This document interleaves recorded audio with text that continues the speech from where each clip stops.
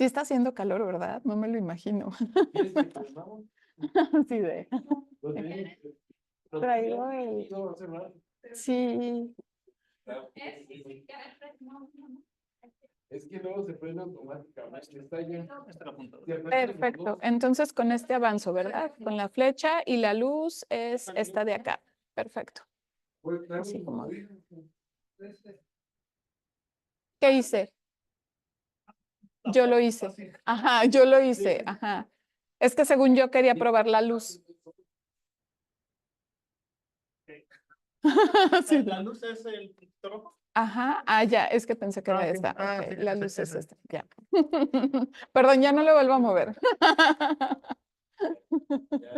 Ya va a entrar. Muchas gracias. Sí, perdón, Pilar. Sí. ¿Te puedo prestar mi gabardina que traje a pasear? Sí, a que conozca Tijuana, porque. Sí, yo digo, a ver si llega Irina, pero estaba todo lleno de gente. Sí, de hecho, Isaías me dijo, yo pensé que el vuelo se iba a demorar porque estaba así súper pesado, ¿no? Y yo, pues no, o sea, parece que no hubo ningún problema. Pero empecé a escuchar a la gente en el avión, así como de, no traje suéter, está súper nublado, así hablando por teléfono, de, tráeme una chamarra ahorita que me recojas, y yo así de, "Ay, ya se siente. Son pancheros. Siempre nomás siempre y yo también trabajo. Es demostrar el poder adquisitivo, la movilidad social de Sinaloa para acá. Como chalecos en verano. No. Es la crítica de mexicanos pues. Ya.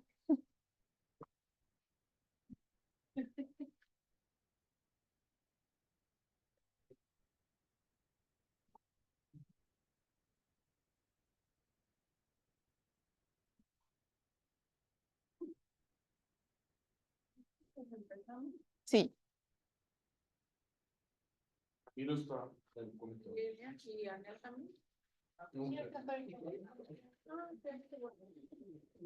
Una invitada de latinoamericanos. No, eso es para.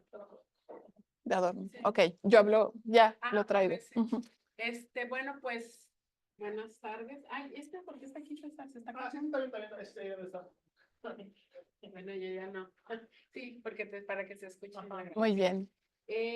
Pues, qué gusto estar aquí en una semana tan intensa y que apenas es lunes, pero vamos a darle la bienvenida a la doctora Irina Córdoba, investigadora aquí, como dice, del Instituto de Investigaciones Históricas de la UNAM, quien pues nos hizo el favor y aceptó la invitación para impartir este taller sobre uno de sus temas. Puse uno de sus temas de especialización porque el otro pues es del siglo XIX y demás, pero ya en su faceta del siglo XX de estudiosa de la migración, que, bueno, pues ya ustedes también saben que el miércoles se va a presentar su libro, resultados y tesis de doctorado sobre el programa Bracero, pero creo que también es muy importante el aprovechar este taller y su conocimiento que tiene el programa Bracero, pero en general del estudio de los procesos migratorios desde la historia, ¿no? Lo cual ha profundizado y que creo que nos es muy útil. Ojalá que quienes estén en línea lo aprovechen y bueno, afortunadamente también la grabación después quedará en el canal de YouTube, porque creo que vale mucho la pena y va a ser muy útil pues para nuestras propias investigaciones, hagamos o no migración, pero también para los fines de la investigación que hace en el instituto. Pues adelante y gracias por aceptar la invitación. No, pues muy buenas tardes a las colegas y los colegas que están el día de hoy aquí y por supuesto al instituto y a su directora, la doctora Diana Méndez Medina, por esta invitación, porque realmente digo, no solo me interesa tener esta conversación con ustedes, yo creo que los procesos de movilidad humana intersectan con muchas problemáticas que pueden ser enfocadas desde la historia, pero también desde otras disciplinas sociales. Y ustedes tienen un evento que a mí me interesa mucho escuchar a partir del miércoles, entonces, pues la agradecida soy yo por poder encontrarme el día de hoy y conversar. En principio, yo lo que quiero decirles es que cuesta un poco de trabajo venir a hablar a una comunidad que está justo en la línea fronteriza sobre un tema que ustedes pues viven a diario, ¿no? O sea, podemos tener una mirada desde el centro del país, vinculada sobre todo al desarrollo de la política migratoria, que finalmente ha tenido una impronta innegable en la manera como la historia se ha acercado al proceso migratorio, pero cuando formas parte de estos 3.152 kilómetros de frontera que comparten México y Estados Unidos, pues sí, el reto es mayor, ¿no? Venir a platicar con ustedes que están en el día a día de la complejidad de esta movilidad humana y del proceso de emigración, inmigración, de los retornos que han adquirido un peso muy específico en las últimas décadas, pues es muy estimulante. Entonces, bueno, yo lo primero que quisiera señalar es justo cómo la historia parece llegar de manera tardía a esta discusión en donde se pone en juego qué sucede en torno al proceso de movilidad humana, pero llega de manera contundente, ¿no? Incluso poniendo en cuestionamiento qué es lo que vamos a entender por movilidad humana frente a otros periodos de la historia, es decir, frente al proceso de movilidad que estudian las y los historiadores modernistas y los que estamos cerca de este proceso en el momento contemporáneo o en la historia contemporánea. Entonces, bueno, creo que una obra fundamental para comprender la complejidad que ha adquirido esta situación, sobre todo en la relación entre México y Estados Unidos, es este texto de Adam Goodman, La máquina de expulsar, ¿no? En donde él nos dice, a partir de un recorrido histórico documental, cómo desde 1880, 1890 y hasta el momento contemporáneo, porque las últimas páginas de su libro hablan de lo que sucede o de lo que sucedería en ese momento con un segundo periodo de administración por parte de Donald Trump, con la situación de estas personas en procesos de movilidad que pueden ser por distintas motivaciones y pueden estar echando mano de distintos marcos jurídicos para regularizar su estancia en Estados Unidos. Él lo que nos dice en esta obra es que 7 de cada 10 personas expulsadas desde Estados Unidos entre 1880 y 2020 han sido mexicanos o mexicanas, ¿no? Y eso se entrelaza con una serie de procesos que desde mi perspectiva tienen que ver con el racialismo y la racialización y la presencia que en determinado momento se considera que esas mexicanas y mexicanos van a tener o van a desempeñar en la economía de los Estados Unidos.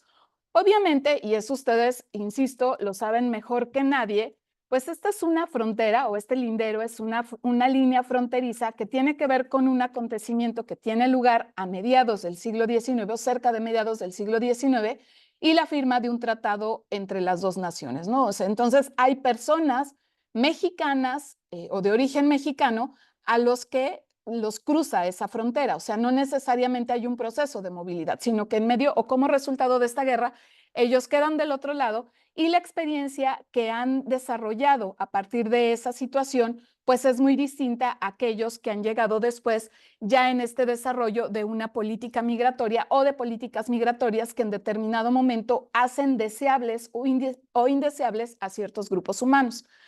Entonces, un punto que a mí me parece fundamental es el que tiene que ver con la forma como se construye esta noción de irregularidad. De hecho, es muy común y nosotros, si hay algunos estudiantes que eventualmente puedan escuchar esto, encontramos mucho el término ilegalidad en las fuentes que consultamos, ¿no? Y es una cuestión que tiene que ver con nuestro propio planteamiento crítico frente a las fuentes, el emplearlo o no, pero lo que es evidente y es necesario es que necesitamos contextualizar porque en determinado momento se habla de ilegalidad y se asume que ciertas personas en el proceso de movilidad son ilegales sin más. Entonces, bueno, para eso a mí me parece que un planteamiento teórico relativamente reciente que dialoga muy bien con estas preocupaciones e intereses de nuestra disciplina es el de la autonomía de las migraciones.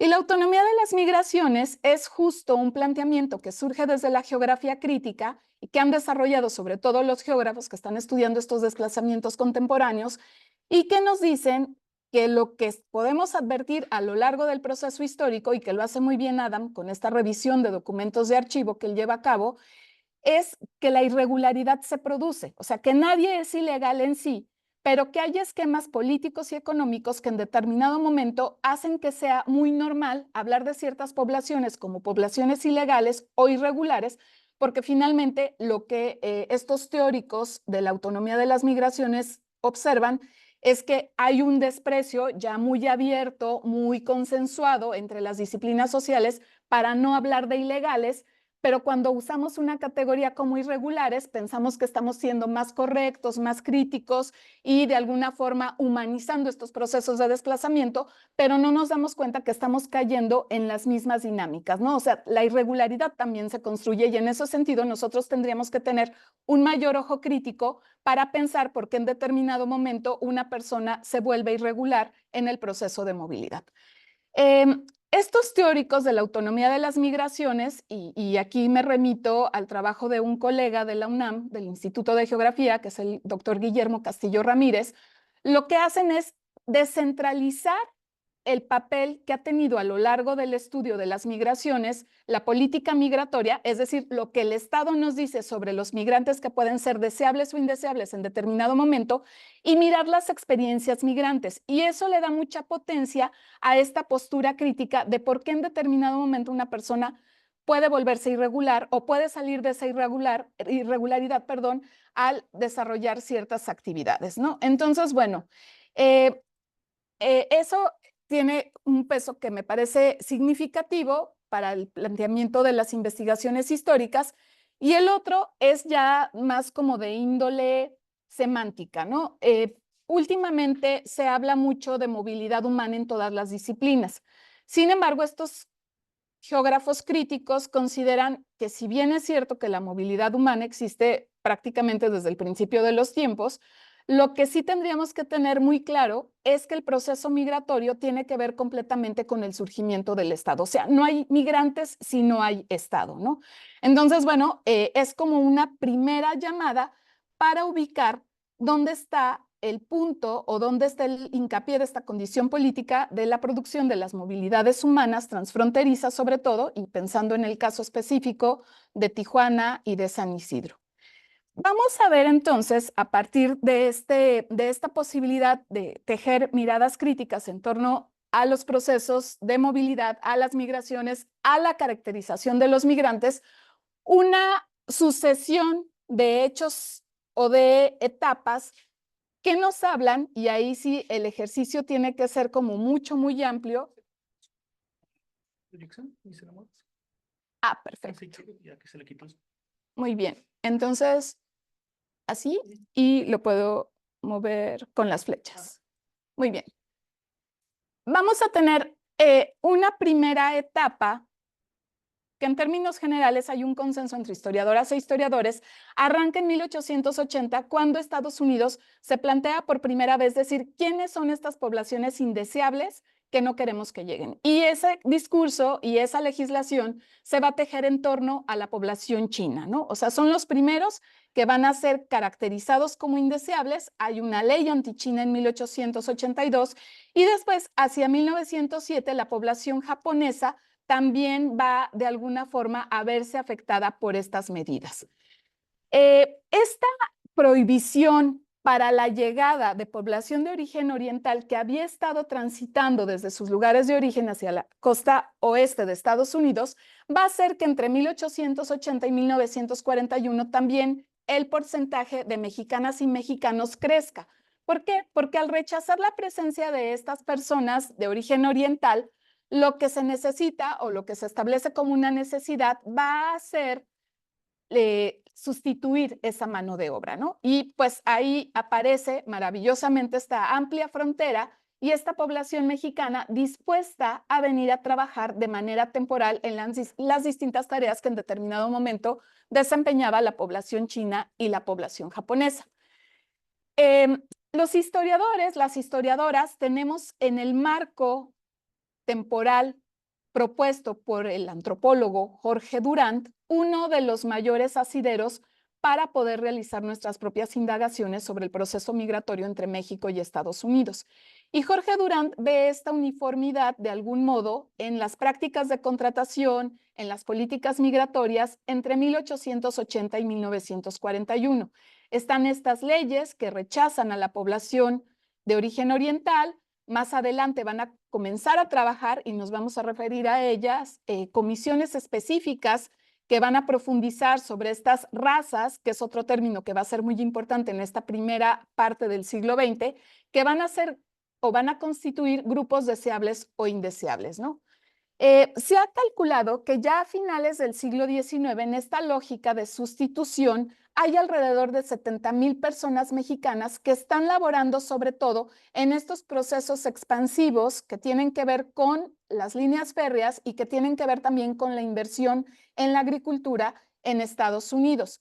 Pero sí es una migración muy familiar y muy circular, ¿no? O sea, no hay un modelo migratorio necesariamente, o sea, decir, queremos que vengan hombres o queremos que vengan mujeres o queremos que vengan ciertos profesionistas, sino que en ese momento están migrando grupos familiares, y ese periodo se va a encontrar también con el proceso revolucionario en México, o sea, se van a encontrar como estas necesidades de sustitución de mano de obra y los efectos violentos de la revolución y la expulsión que eso constituye en distintas regiones de nuestro país. Entonces, la mayoría de los contratos, que es otra de las características que señala Jorge Durand, va a tener un peso importante en este momento, se llevan a cabo mediante enganche, es decir, son particulares que juegan un papel para que las personas lleguen a trabajar en ciertas empresas, en ciertos campos de cultivo específicos, en ciertas regiones, sobre todo del suroeste de Estados Unidos, o en este norte que se ha industrializado en torno a la ciudad de Chicago, y sacan una ganancia de esa movilidad humana a partir de la seguridad de que van a tener un empleo al llegar, ¿no? Es un sistema que se ha calificado como muy abusivo, explota al trabajador. ¿Sí, César? Exactamente, o sea, y de ganancia privada completamente, ¿no? O sea, si la trata de personas tuviera un antecedente sólido, y bueno, ahora tiene muchas diversificaciones en torno a otros delitos que tienen que ver con esta movilidad, pues un ejemplo podría ser este enganche, ¿no? O sea, cómo las personas no podían en determinado momento desprenderse de esos compromisos que adquirían con estos privados para ir a trabajar a otros lugares donde les ofrecieran mejores condiciones, mejores salarios, estar en espacios de vivienda mucho más adecuados con sus familias, ¿no? Luego, digamos que este desarrollo y esta necesidad de mano de obra se vuelve tan potente que hacia 1929, de esos 70,000 mexicanos y mexicanas que se habían calculado, ya estaban en Estados Unidos en este proceso circular, yendo y viniendo según las necesidades de mano de obra, muchas veces agrícolas, pasan a aproximadamente 500,000 de personas. O sea, es un crecimiento muy alto.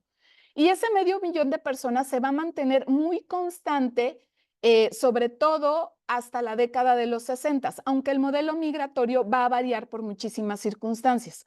Aquí lo importante o lo que habría que resaltar es que a partir de 1917, Estados Unidos comienza a tomar otras decisiones sobre quiénes son estas personas deseables o indeseables, que aunque van a tener una estancia muy corta en su territorio, porque sí se está pensando en una migración circular completamente, o sea, es una migración donde forzosamente hay retornos, finalmente hay también esta posibilidad de que se vayan quedando, y hay de alguna forma que regular esos arraigos que comienzan a darse, ¿no?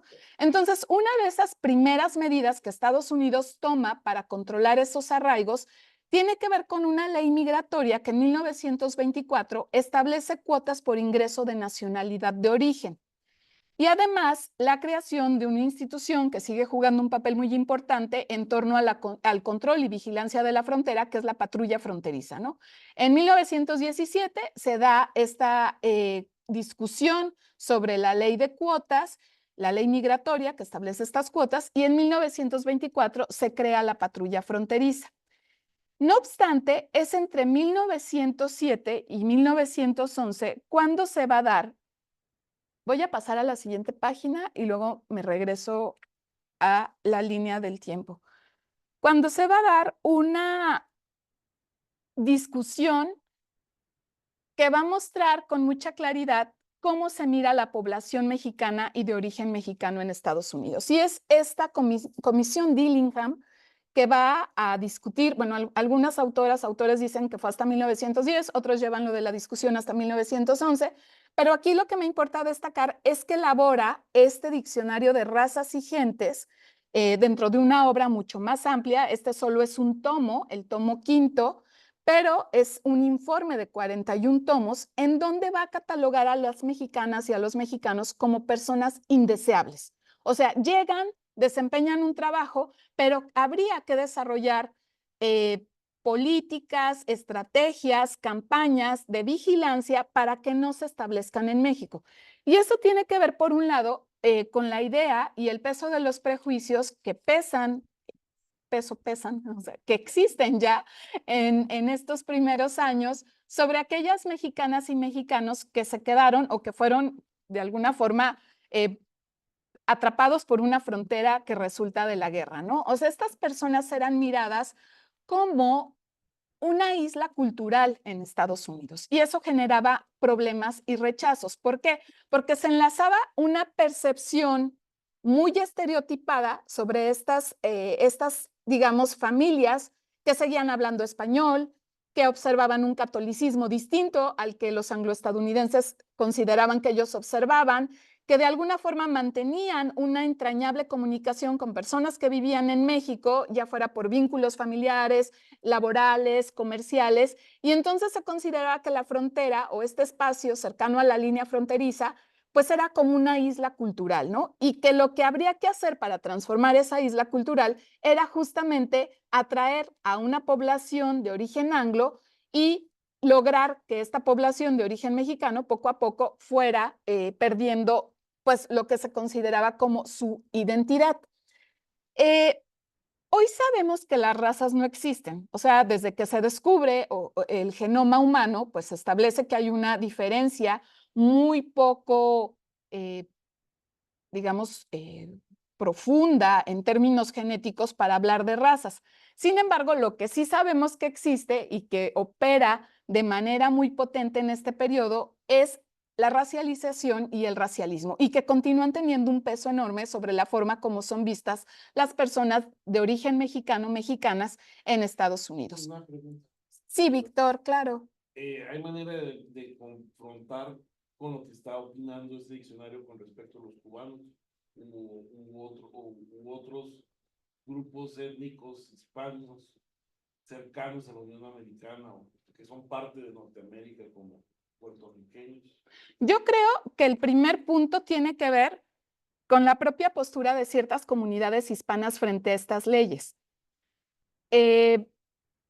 No todos, por ejemplo, los mexicanos, y aquí me voy a conectar con lo que sucede con el planteamiento de Vox, que era un legislador tejano, ¿no? O sea, él lo que dice es, el hecho de que haya una frontera y que se sepa que las mexicanas y los mexicanos van y vienen en este proceso de migración circular y no se van a quedar, no significa que no tengan que entrar al sistema de cuotas, porque son un riesgo, bajo esta mirada, ¿no? Bajo esta mirada de que fortalecen la isla cultural, de que son inasimilables y de que por lo tanto entorpecen el desarrollo de lo que queremos y de lo que pensamos puede ser esta nación, Estados Unidos. Muchos de los mexicanos que ya estaban en Estados Unidos y que además ya tenían derechos ciudadanos en Estados Unidos, eran personas de origen mexicano, consideraban que lo que decían esas leyes o lo que decía esa comisión no se refería a ellos. Y lo que ellos tenían que hacer era justo llevar a estos recién llegados o a estos que tenían resistencias que se vinculaban con su lugar en la sociedad, con las tareas económicas que llevaban a cabo, con su falta de acceso a ciertos servicios como los educativos, tenían que llevarlos hacia esa visión de lo que tendría que ser un ciudadano estadounidense, ¿no? Entonces, en ese marco surge el LULAC. Y en LULAC hay mexicanos, hay cubanos, hay españoles que dicen, nosotros tenemos que generar otra idea de lo que es el hispano dentro de Estados Unidos. Y una primera estrategia muy importante para hacerlo, por ejemplo, es que se hable todo en inglés. O sea, la cuestión de la lengua es un papel o juega un papel muy importante y lo vemos hoy por hoy en procesos que reivindican ciertas identidades nacionales dentro de estados que se niegan a reconocer esa multidiversidad, ¿no? Que, por ejemplo, el caso catalán en los últimos años, ¿no? O sea, cómo en determinado momento hablar estos idiomas dentro de un estado que reconoce el español castellano como una lengua que le da unidad, pues es también una resistencia. Entonces LULAC se plantea mucho esto y se plantea esto de manera muy cercana a esta discusión de tiene que haber cuotas, porque no pueden ir y venir libremente. O sea, el que esté esta amplia frontera entre los dos estados no significa que no sean un peligro menor porque se van a regresar a México. Significa que son un peligro constante. Entonces, bajo esa lógica, surge LULAC también en 1929 para decir, los hispanos tenemos que tener otro papel en esta sociedad, pero tenemos que también imaginarnos de otra manera en esta sociedad. Y una de las principales estrategias es la lengua, la educación, ¿no? Va a tener un desarrollo, lo que hace esta asociación, muy distinto en los distintos territorios de esta línea fronteriza y al interior del país. O sea, no es lo mismo LULAC en Texas que LULAC en California, ajá, en Arizona, en Nuevo México, o por ejemplo, si lo pensamos en Oklahoma, ¿no? Vamos a ver un mapa adelante, pero el punto es cómo la propia, y que creo que tiene mucho que ver con tu inquietud, Víctor, cómo la propia población de origen mexicano en Estados Unidos va a tomar una postura frente a esta idea de que los mexicanos son una raza indeseable. O sea, habría entonces que parecer lo menos mexicanos posibles, ¿no? Y un elemento podría ser la adquisición de la lengua o que se hablara preferentemente en inglés. Sí, Diana. En relación a esto que comentaba Víctor de la tesis de Marino, nunca presentada, que él hablaba y también seguía un poco esta periodización, bueno, ya muy establecida, pero que los empresarios agrícolas sí tenían una distinción entre los mexicanos y por ejemplo los puertorriqueños o todos los puertorriqueños, y decían, bueno, finalmente son latinos, pero sí había como una clara justificada, ¿no? En este momento de que cuando nos conviene tener trabajadores, entonces hablamos a favor para poderlos admitir. O cuando ya no son necesarios, ¿qué argumentamos?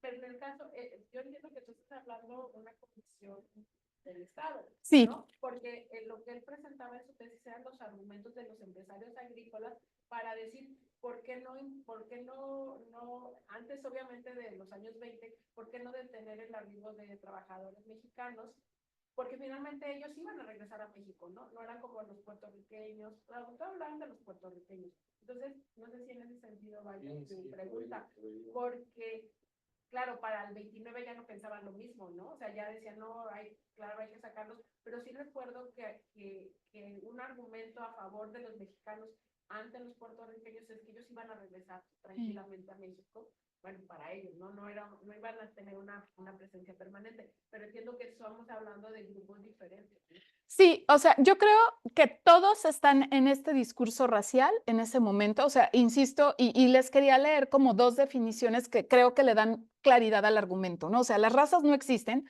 aunque en este momento hay una convicción de que sí existen y de que tienen mucho peso en el desarrollo, progreso, cohesión, éxito de una sociedad. Pero la racialización, que es lo que me interesa destacar, como esta producción social de los grupos humanos en términos raciales. O sea, los mexicanos son inasimilables, están racializados. No importa que el señor hable perfectamente inglés, que tenga educación, que además es lo que dice la gente de LULAC. O sea, yo soy un profesionista, pero soy igualmente discriminado por mi fenotipo. ¿Por qué? Porque estoy racializado. O sea, la gente que me ve no está viendo un profesionista, por más que yo use traje. La gente que me ve está viendo un pescador. Está viendo una persona analfabeta, con pocas posibilidades de expresarse correctamente en inglés, con pocas herramientas para desenvolverse, y entonces eso le preocupa como este sector de una élite de origen hispano que además comienza a decir, nosotros no somos mexicoestadounidenses o mexicoamericanos, nosotros somos hispanos, ¿no? Y entonces sumamos a otros miembros, a otras nacionalidades que han tenido cierto éxito económico, que tienen un arraigo, que sus hijos ya se han profesionalizado, porque nosotros tenemos que llevar a estos mexicanos recién llegados a este punto. E incluso van a ser grupos que también desarrollan un desprecio a estos mexicanos recién llegados. Sí son un problema. Lo que señalas, Diana, y la pertinencia o el quiebre en 1929, también para esta periodicidad amplia que da Durant, pues es el crack, o sea, la crisis, ¿no? O sea, en una crisis tú necesitas tener responsables o culpables de esa crisis, y aunque ya distintos estudios han demostrado que los presupuestos acciones filantrópicas sobre la población mexicana, entre ellas la investigación de Marino, no eran tan elevados. En la prensa se le da un manejo que tiene que ver con el otro concepto, o sea, el racialismo, que es la creencia en la existencia y factibilidad de estas razas, y entonces el problema que constituyen estas razas, insisto, sabemos que hoy no existen, para una sociedad que en ese momento está enfrentando un atolladero económico y que entonces necesita culpables para decir, bueno, ellos son parte de los responsables de este atolladero económico, pero si lo sacamos el problema va a ser menos severo, ¿no? Y por eso estos procesos de deportación van a ser tan agresivos, no solo con mexicanas y mexicanos, sino con poblaciones que ya tenían derechos ciudadanos en Estados Unidos, pero que respondían a este fenotipo, que estaban racializadas y que las orillaron a irse, porque mucho de lo que se dice es, pues regresa la gente voluntariamente, ¿no? Alrededor de las 350,000 personas que regresan, un porcentaje importante lo hace voluntariamente, porque hay toda una ola de violencia. O sea, detrás de esa voluntad de decir, sí, yo me voy, están estas agresiones, estos acosos en el trabajo, en el barrio, en la escuela, y la gente decía, pues sí, mejor me voy. O sea, ¿para qué someto a mis hijas e hijos a esta violencia? Mejor nos vamos, ¿no? Nos movemos. Y lo que ha hecho la historiografía es decirnos que lo que implementa el Estado mexicano para recibir a estas personas, por ejemplo, las colonias agrícolas, pues terminan siendo un fracaso, porque realmente la gente en la primera oportunidad va a volver con sus familias nuevamente a Estados Unidos, sobre todo cuando las redes familiares de los lugares de origen ya se habían debilitado porque muchísimos habían cruzado, ¿no? Entonces, bueno, sí, Pilar. El término racialismo, racialización, también es de uso muy reciente. Sí, puedo dar una bibliografía que yo recomiendo, que es un texto aparte muy accesible, que es el redactado por Olivia Gall, que es una de las investigadoras de Surge, este seminario que tiene la UNAM sobre racismo, xenofobia, y el título del libro es El racismo, recorridos conceptuales e históricos. Es un libro en cuya edición, que se da en 2022, participa la UNAM, el CONAPRED y, bueno, la Secretaría de Desarrollo Institucional de la UNAM. Y justo, pues son estos conceptos que nos permiten ir haciendo precisiones sobre por qué no existen las razas, pero sí la discriminación racista, ¿no? Por ejemplo. Tanto los pan, ellos hablaban específicamente de racismo en los textos. Bueno, en el diccionario estás bien lejos, pero sí, el diccionario es el diccionario de razas. Entonces sí hay una política de rechazo racista, ¿no? O sea, esto se va a fundar en la idea de que hay ciertas razas que son inasimilables para el proyecto estadounidense, ¿no? Y una de ellas es la mexicana. O sea que es como un poco lo que hace esta comisión, aun y cuando hay una permisividad bajo esta lógica de que son migrantes circulares, no se quedan, no van a ser un problema porque su frontera no implica que haya un costo muy alto en la movilidad. Ellos van y vienen y además van y vienen a los lugares donde saben que los van a emplear, trabajan, obtienen su salario y se regresan. Esa es como parte de la convicción de un grupo de empresarios, como mencionaba Diana, y también de legisladores que representan los intereses de estos empresarios. Pero otro está diciendo no. O sea, aun y cuando su estancia sea temporal y su proceso migratorio sea circular, fortalecen esta isla cultural que constituye la frontera sur y son un riesgo. Entonces se tienen que ir. Y digo, la comisión al final no logra como que se metan en esta legislación de 1917 a los mexicanos, o sea, no se sostiene, prevalece la idea de que van y vienen y que por lo tanto no es necesario que se les aplique el sistema de cuotas, pero la ley Vox en 1929 va a reavivar este debate, ¿no? O sea, tenemos ahora una crisis y estos sectores generalmente se encuentran en las capas sociales más pues desprotegidas, ¿no? O sea, se les tienen que dar programas, apoyos, pues son una sangría en un momento complicado. Es mejor que se vayan. Entonces, lo que trata de implementar este congresista tejano es que entren los mexicanos a este sistema de cuotas y otra vez se echa para atrás el proyecto, lo que no significa que haya estas prácticas de acoso por parte de la patrulla fronteriza y que es lo que se ha, por ejemplo, la tesis de Abraham Trejo, que algunos aquí la conocemos, él es lo que muestra, o sea, aun y cuando no logran convencer de que se meta la nacionalidad mexicana a este sistema de cuotas, sí se incrementa la violencia de una patrulla fronteriza y sí se incrementa la convicción de que son grupos que impiden el desarrollo armónico de esta sociedad y que además significan un costo en un momento muy delicado o muy complicado, ¿no? Y recuerden ustedes, no traje esa imagen, mañana sí la vemos, pues este letrero que además lo originan la Asociación de Restauranteros en Texas, ¿no? De no negros, no perros, no mexicanos. O sea, es desde el sector mercantil, económico, donde está esta preocupación de si tú tienes un lugar donde la gente va a convivir, pues que no entren estas personas, ¿no? O que no entren animales, en el caso de los perros, porque pues eso hace que tu emprendimiento no sea lo suficientemente atractivo para los estadounidenses que realmente tienen poder adquisitivo para gastar y que nos interesaría que se recreen o que vayan y coman en el espacio donde tú estás ofreciendo un servicio. O sea, ni siquiera es algo tan...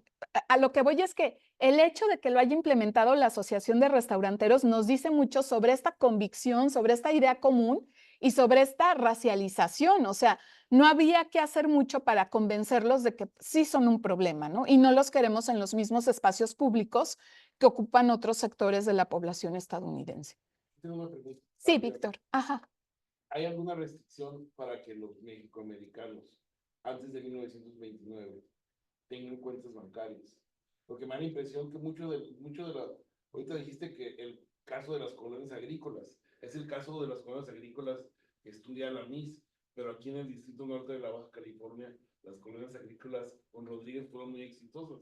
Desarrollaron todo lo que es el este del Valle de Mexicali, una parte de San Quintino, es decir, es gente que viene, que se devuelve, e incluso es una política sostenida de tener centros como de engarche inversa, pero llega con capital. Y quizás la idea del farmer y esto que tanto le obsesiona a Rodríguez y Calles, tiene que ver con esta gente que no solamente va y chambea, sino que acumula capital y se regresa para invertirlo, traen tractores, etc. Entonces me da la impresión que a medida que avanza estas fases, es más difícil que el mismo jornalero pueda acumular un capital. Ahora es vía remesas. En aquel entonces hay oportunidad de que acumulen bancos, etcétera. Sí, bueno, yo ahí daría como dos respuestas a tu inquietud, Víctor. Primero, en términos de estudios migratorios, siempre es una realidad situada y relacional. O sea, la primera parte de tu intervención me parece muy valiosa en ese sentido. Sí, hemos hecho una generalidad de las conclusiones de la obra de Alanís, porque al final son como el proyecto estatal grande, ¿no? O sea, lo que hace la federación con estas políticas de repatriación, ¿no? ¿A dónde vamos a llevar a estas personas? Y esas en general fracasan. Pero ciertamente, como tú señalas, pues hay casos en donde no fue un fracaso, fue un éxito. Y además se vinculan con esto que bien señalas y que incluso tiene que ver con a lo mejor con la imagen que veíamos antes, ¿no? O sea, no todos vienen empobrecidos, algunos vienen incluso, pues bueno, no es que sea un gran camión, pero el transporte en el que se está moviendo esta familia que es repatriada, pues podría ser un transporte bien inusual en esos años en algunos espacios de la República Mexicana, ¿no? Donde ni siquiera había vías para que se pudiera tener esta movilidad motorizada, ¿no? A lo que voy es que ciertamente harían falta estudios que nos permitan saber cuáles eran las estrategias y cuáles fueron las circunstancias en las que muchas de estas familias se movieron. Yo creo que ha prevalecido y de alguna forma tiene que ver con que de no tener presentes estos relatos es muy fácil desdibujar la violencia. Ha prevalecido la idea de pues estas políticas muy articuladas de generar temor o de pronto llegar a un barrio en donde sabes que hay muchas familias mexicanas y de origen mexicano y llevártelas a todas a la frontera, ¿no? Sin distinguir que algunos sí tendrían derechos ciudadanos. O sea, ha prevalecido ese discurso. E insisto, prevalece porque es un riesgo dejarlo atrás, porque pues seguimos teniendo esta violencia, ¿no? Entonces, olvidar que ha estado en otros momentos de pronto es peligroso. el otro punto que me parece que enriquecería la discusión histórica es ver cuáles fueron las condiciones reales de todas estas personas. Yo no sé, en esto que tú nos comentas del Valle de Mexicali, si tendría y si habría la posibilidad de analizar si esos migrantes retornados tenían vínculos previos con Baja California, o sea, si habían salido de Mexicali o qué los atraía en determinado momento para invertir ahí sus capitales y hacer de Mexicali su residencia en este proceso que pudo haber sido obligado, pero que en determinado momento no dejaba de lado encontrar ciertas áreas de oportunidad. No sé si me explico, o sea, había familia ya en Mexicali, había una red ahí o había la posibilidad en determinado momento, pues al estar cerca de la línea de volver a cruzar, sí, la coyuntura se volvía favorable. O sea, creo que esas cosas podrían alimentar y enriquecer muchísimo la discusión. No sé si haya fuentes que nos puedan decir de dónde era estas personas. O sea, si había un vínculo previo con Baja California, con Sonora, no sé, Sí, sí lo hay y básicamente son las pompas, el censo. las pompas fúnebres Ah, ya. correlacionadas Ujú. con los censos. Las pompas fúnebres dicen, pues llegó al Distrito Norte de la Baja California en 1890 y tantos, y después, pero terminó sus días en Los Ángeles y tenía, el primer cuadro de la ciudad era dueño de 3 edificios. Entonces se están moviendo. Claro, ajá. Sí, y eso. Pero también hay pobres, ¿no? Porque, por ejemplo, el barrio de Pasadena es con I, es una castellanización de Pasadena, Pasadena. California, ¿no? Entonces, Sí. hay de todas clases. O sea, existe Pasadena. Pasadena, Ah, Pasadena. Así cerca de la Cachanilla está Pasadena, que es como Pasadena, sí, California. pero con I. Con I, acá es con I. En Baja California, En en Mexicali, Mexicali. California es con I. Ok, ¿y en Mexicali dónde está? Cerca de la Plaza de la Cachanilla. Oh, ya. Ujú. Pero yo pensé que no sabía que existía tal cual. Sí, claro.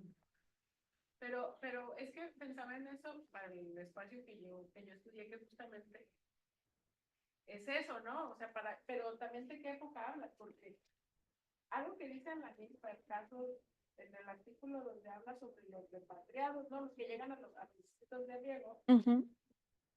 ¿no? De los cuales yo estudié, lo que yo veía, pero que fue pues a partir de historia oral y cruzada con la investigación pues, más de corte cuantitativa, que la gente sí regresa, o sea, que llegan, regresan, no sé, estaban de Chicago, regresan a Nuevo León, de donde eran originarios, y después buscan un lugar donde en México donde puedan invertir, ¿no? Y entonces un poco a voces van a llegar al Mante, y dice, pero ya traía dinero, ¿no? O sea, ya tenía un camión, ya tenía cierto capital y estaba buscando dónde poder invertir.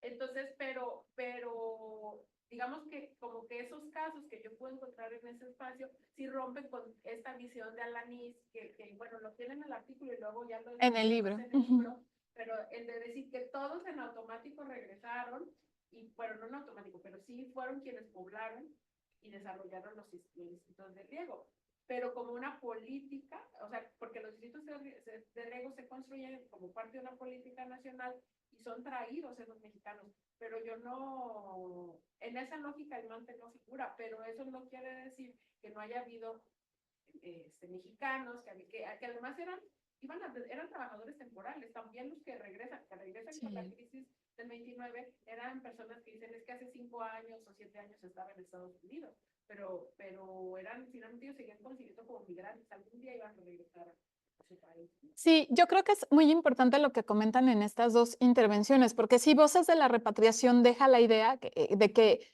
pues nadie quería regresar, ¿no? O sea, nadie quería regresar, el retorno se ve como el resultado de esta violencia, que sí existe, o sea, insisto, no podemos negarla porque también negarla tiene implicaciones históricas, pero finalmente desdibuja la agencia de los migrantes, ¿no? O sea, como en determinado momento dicen, bueno, ya estamos acá, ¿y qué hacemos acá? ¿Nos vamos a quedar en la frontera o nos regresamos a Guadalajara o nos vamos a San Luis Potosí o vamos a una ciudad donde aparentemente hay mucho empleo, que podría ser Nuevo León, y de ahí podríamos ir a pues Vallehermoso, Almante, o sea, como estos polos que intentan desarrollar otros proyectos agrícolas muy potentes y que en determinado momento pues van a estar como en medio de esta fluctuación. Entonces yo creo que sí habría que hacer nuevos estudios, motivar a las y los estudiantes a hacer como estas indagaciones más situadas para saber cuál fue el efecto y pues bueno, de ahí que muchas personas que estuvimos en contacto con la investigación de Marino, lamentemos que no haya podido conocerse porque aportaba luces sobre situaciones inusuales en este proceso en donde efectivamente están todas estas conductas racialistas, de racialismo, de discriminación racista, pero también hay una respuesta y una agencia de aquellas personas sobre quienes están pesando estas conductas y estos rechazos, ¿no? Que eso tal vez sería como algo de lo más enriquecedor. Bien, no obstante este periodo, o sea, este periodo tan complicado, habría que señalar que las deportaciones no concluyen antes de 1939, o sea, es un periodo muy amplio. Tal vez de 30 a 33 es cuando se dan con mayor severidad, pero se van hasta 39 y en medio, digamos, de toda esta vorágine de acontecimientos que tienen que ver con el desarrollo de una política migratoria, leyes antiinmigrantes, el estallido de la Revolución Mexicana, toda su violencia, posteriormente esta situación económica que estalla en 1929, la respuesta de las repatriaciones violentas, esta profunda violencia por parte de la patrulla fronteriza a la luz de los intentos de legisladores como Vox, para decir si hay que meter a los mexicanos al sistema de cuotas. O sea, en medio de este, digamos, escenario que parece como lleno de violencia, también hay momentos de cooperación y hay que señalar que hay dos que ya han comenzado a llamar la atención de historiadoras e historiadores, que son este acuerdo que se da en 1909 entre el presidente Díaz y el presidente Taft para que vengan a Estados Unidos o vayan a Estados Unidos trabajadores temporales, pero ya bajo un marco en donde la agencia estatal está muy vigilante de quiénes son los que se están moviendo y para dónde van, ¿no? Y esa la remolacha, o sea, que demanda muchísima mano de obra y que en determinado momento hay una insistencia por parte de los agroindustriales de ese cultivo para que en las pizcas o en determinados procesos de todo el procedimiento productivo, pues no les haga falta la mano de obra o lo que se ha denominado primer programa bracero, que ya es algo que sucede entre 1917 y 18, en donde nuevamente, pues se dice, Alanís considera que sí podría ser un primer ensayo de lo que viene después en 1942. Hay quien dice, pues no, porque no tiene la profunda caracterización, definición, intervención de agencias estatales, pero finalmente sí están sentándose por primera vez los gobiernos para decir necesitamos que esta mano de obra vaya a estos lugares específicos por tanto tiempo, se le va a dar este salario, se va a procurar que estas actitudes racistas no los afecten de la misma manera. O sea, sí hay algunas, digamos, acercamientos iniciales en términos de negociación que habría que resaltar. Y bueno, no es menor señalar que se ha calculado en alrededor de 350,000 personas el número de repatriados. O sea, si nosotros teníamos una población de 500,000 y se logra por medio de la persuasión o por medio de la violencia y la aprehensión devolver a 350,000, pues sí hay un desequilibrio muy fuerte entre 1930 y 33 en torno a la presencia habitual que había habido de mexicanas y mexicanos desempeñándose en la agricultura. Ahora, hay también, bueno, está por supuesto la tesis de Marino, el Mexican Problem, expresiones y repercusiones del sentimiento antimexicano en la comunidad mexicana del Condado de Los Ángeles, que pues sí, tristemente, un muy buen estudio hecho aquí en el posgrado de la UABC, que desafortunadamente ya no podemos acceder a él. Y también está una indagación que a mí me parece muy valiosa, que es la que hace Neil Foley, y un poco tiene que ver con lo que comentabas, Víctor, hace un momento, de quiénes son estos hispanos racializados, empobrecidos, que trabajan en la agricultura. ¿Son solo mexicanos o entran otros grupos nacionales? Y pues sí, ahí están los puertorriqueños, están de pronto algunos españoles, que yo creo que ese es un tema muy importante. O sea, ¿cómo llegan estos españoles? Es un efecto de la pandemia, o sea, como por qué llegan y se emplean en la agricultura, pero ciertamente se sabe que están ahí y que se les denomina, como él llama a su libro, basura blanca, ¿no? O sea, son blancos, racialmente no están como en esta base de rechazo, como pueden ser los afroamericanos, o el total rechazo en este momento a la población oriental, china, japonesa, pero no son blancos como otras nacionalidades, ¿no? Entonces es un título muy fuerte, pero que expresa sobre todo para la situación de los valles agrícolas tejanos, la mirada que hay sobre la población hispana, mexicana, latina. Y luego, bueno, viene este periodo de acuerdos, que es el más estudiado dentro del proceso migratorio entre México y Estados Unidos, que es el del programa Bracero, ¿no? Entre 1942, en el contexto de la Segunda Guerra Mundial, y hasta 1964, la firma de acuerdos entre ambos gobiernos que permiten la contratación de alrededor, o la firma de alrededor de 5 millones de contratos, porque ahí también hay como una polémica, ¿no? Si fueron 5 millones de personas, pero pues más bien fueron 5 millones, casi 5 millones de contratos. Una persona se contrató en más de una ocasión, tuvo estancias largas y entonces es difícil cuantificar del todo cómo fue ese flujo migratorio. Aquí el punto, y nos vamos a referir con mayor amplitud el día de mañana, porque creo que intersecta muy bien lo que ofrece, la mirada que ofrece hoy, centrada en las y los migrantes, la autonomía de las migraciones, sobre las posibilidades de indagación que todavía tienen estos 22 años de una relación que, pues, en este proceso de ya más de muchísimos años que han tenido Estados Unidos y México, pues un momento de acuerdos que no se ha podido repetir en otro punto de la historia.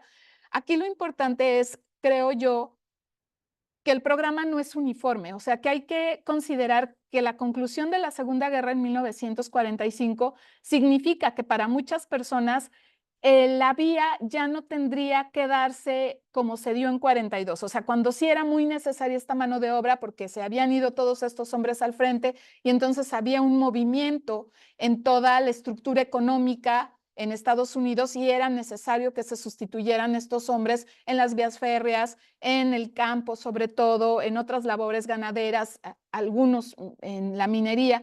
O sea, creo que una primera llamada tiene que ser esa, que no fue uniforme.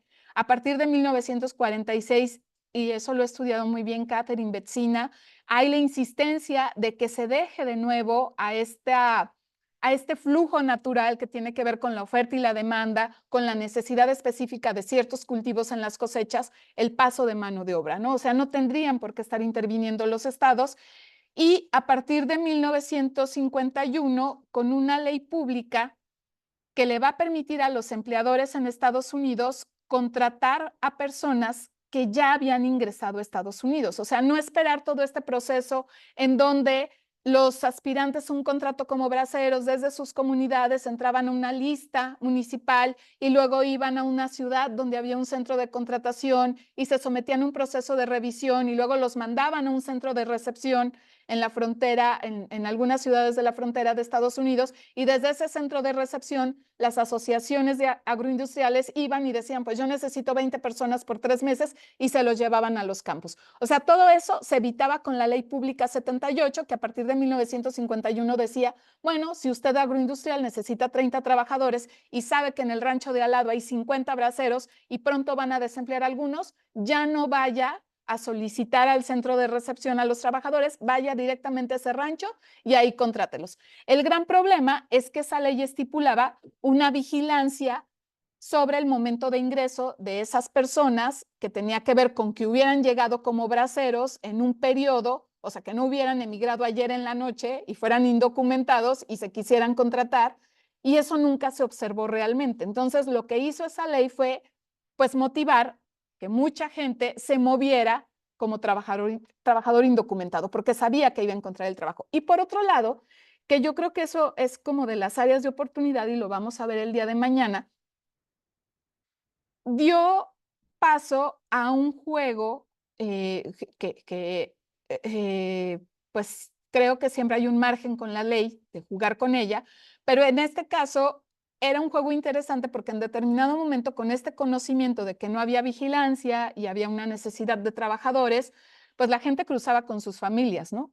Pero para algunos rancheros era un problema tener ahí a las familias, porque esa convivencia, hay niños, cocinan, están las señoras, de pronto hay eventos de violencia entre los trabajadores, porque uno ya mal miró o miró de una manera que el trabajador considera inadecuada a su hija o a su esposa y entonces hay riñas. De pronto los mismos empleadores decían, yo no puedo tenerte aquí con tu familia, porque aunque tú estás contratado, digamos, conforme a lo que nos permite la ley, tu familia me mete a mí en un problema y a mí me van a venir a multar. Y entonces, eso es interesante porque esta ley le daba también o visibiliza una agencia, tanto de los trabajadores que en determinado momento decían, pues yo me contrato como bracero, pero tengo aquí a mi familia en la frontera y en determinado momento los cruzo y los quiero tener aquí en el campo. Y los empleadores decían, no, no puedes tenerlos aquí en el campo porque llegan y me multan, te voy a tener, o se van o te despido. Y los trabajadores decían, bueno, pues despídeme, pero yo quiero que mi familia esté conmigo. Y así fueron llegando estas familias que de pronto como que no despertaron mucho el interés de las y los historiadores, pero el trabajo de Larisa Veloz, que se publicó apenas el año pasado, pues nos viene a decir cuáles fueron estas estrategias familiares en un momento en que el modelo migratorio decía, solo queremos trabajadores hombres, ¿no? O sea, las familias seguían llegando. Y otro punto que me parece importante es la propia respuesta de los agroindustriales, ¿no? O sea, en determinado momento está esta ley y no conformes con esta ley, en 1952 se reforma nuevamente la ley migratoria y se establece con claridad que va a haber sanciones para quienes fomenten el cruce de personas sin documentos, ¿no? Y bueno, hay una redacción muy puntual, muy... quisiera leerles el párrafo, denme un momento para que abra el documento. Hay una redacción muy puntual que a mí me pondría a pensar que en determinado momento, si alguien fomentaba ese cruce, pues eran las personas que le daban trabajo a quienes cruzaban, ¿no? O sea, no podría haber una responsabilidad mayor que el decir, pues te voy a emplear, porque pues eso atraía continuamente a estos trabajadores. Y sin embargo, le logran dar la vuelta a esta ley pública 414, también se conoce como ley McCarran-Bolter, y establecía que era un delito grave y punible el acto de transportar, esconder, albergar o fomentar la entrada de un extranjero indocumentado. Y entonces en algunos espacios, que eso sí es muy específico, el caso de Texas, Texas elabora toda una discusión judicial sobre esta ley y logra tener una excepción en donde contratar no sea sinónimo de albergar. ¿Y qué es lo que sucede? Que entre 1952 y 1986 en Texas es claro que un agroindustrial puede contratar personas sin documentos sin recibir sanción. O sea, está por la ley. Y eso significa mucho en términos de cómo se van a fortalecer estas redes migratorias de personas sin documentos, porque la ley dice que el empleador no va a tener ninguna sanción, yo necesito trabajo, no hay sanciones, pues ¿por qué no cruzar, no? Y eso creo que empata muy bien con las conclusiones de la tesis de Abraham Trejo. Él señala cómo ya durante el programa Bracero, esta zona de Tamaulipas se vuelve el corredor favorito de las estrategias de los pateros y coyotes, porque pues la frontera es Texas, ¿no? O sea, sabes que puedes meter a la gente y que la ley permite que los contraten sin que haya consecuencias para los empleadores y pues ya los trabajadores estarán a la búsqueda del rancho donde mejor les paguen, ¿no? Pero no hay responsabilidades. Entonces es también, y vuelvo un poco al planteamiento de la autonomía de las migraciones, cómo se genera la irregularidad y un poco a lo que decía Diana, cómo en determinado momento tú llevas el discurso en la prensa a un objetivo que te permita que haya mucha gente, porque necesitas mucha mano de obra, y luego para controlarla, para replegarla hacia México, no hay una enorme preocupación por parte de los rancheros porque estamos inundados de trabajadores indocumentados. La patrulla fronteriza tiene que venir, actuar con severidad, hacer búsquedas exhaustivas, desarrollar nuevas estrategias, contar con mayores presupuestos. O sea, es una construcción de la irregularidad, pero muy, digamos, de la mano de las necesidades de un capitalismo, ¿no? O sea, este discurso podría ser muy potente, ya que no se necesitaban estas grandes cantidades de pescadores, pero podría estar muy olvidado, muy tenue cuando la necesidad de pescadores pues era alta, ¿no? Porque lo que importaba es tener el cultivo, no tanto lo que dijera la ley. Bien, a partir de 1986, perdón, 65 y hasta 1986, se da este periodo en donde quienes se han encargado de hacer propuestas de periodización para el proceso migratorio México-Estados Unidos hablan de una era de los indocumentados.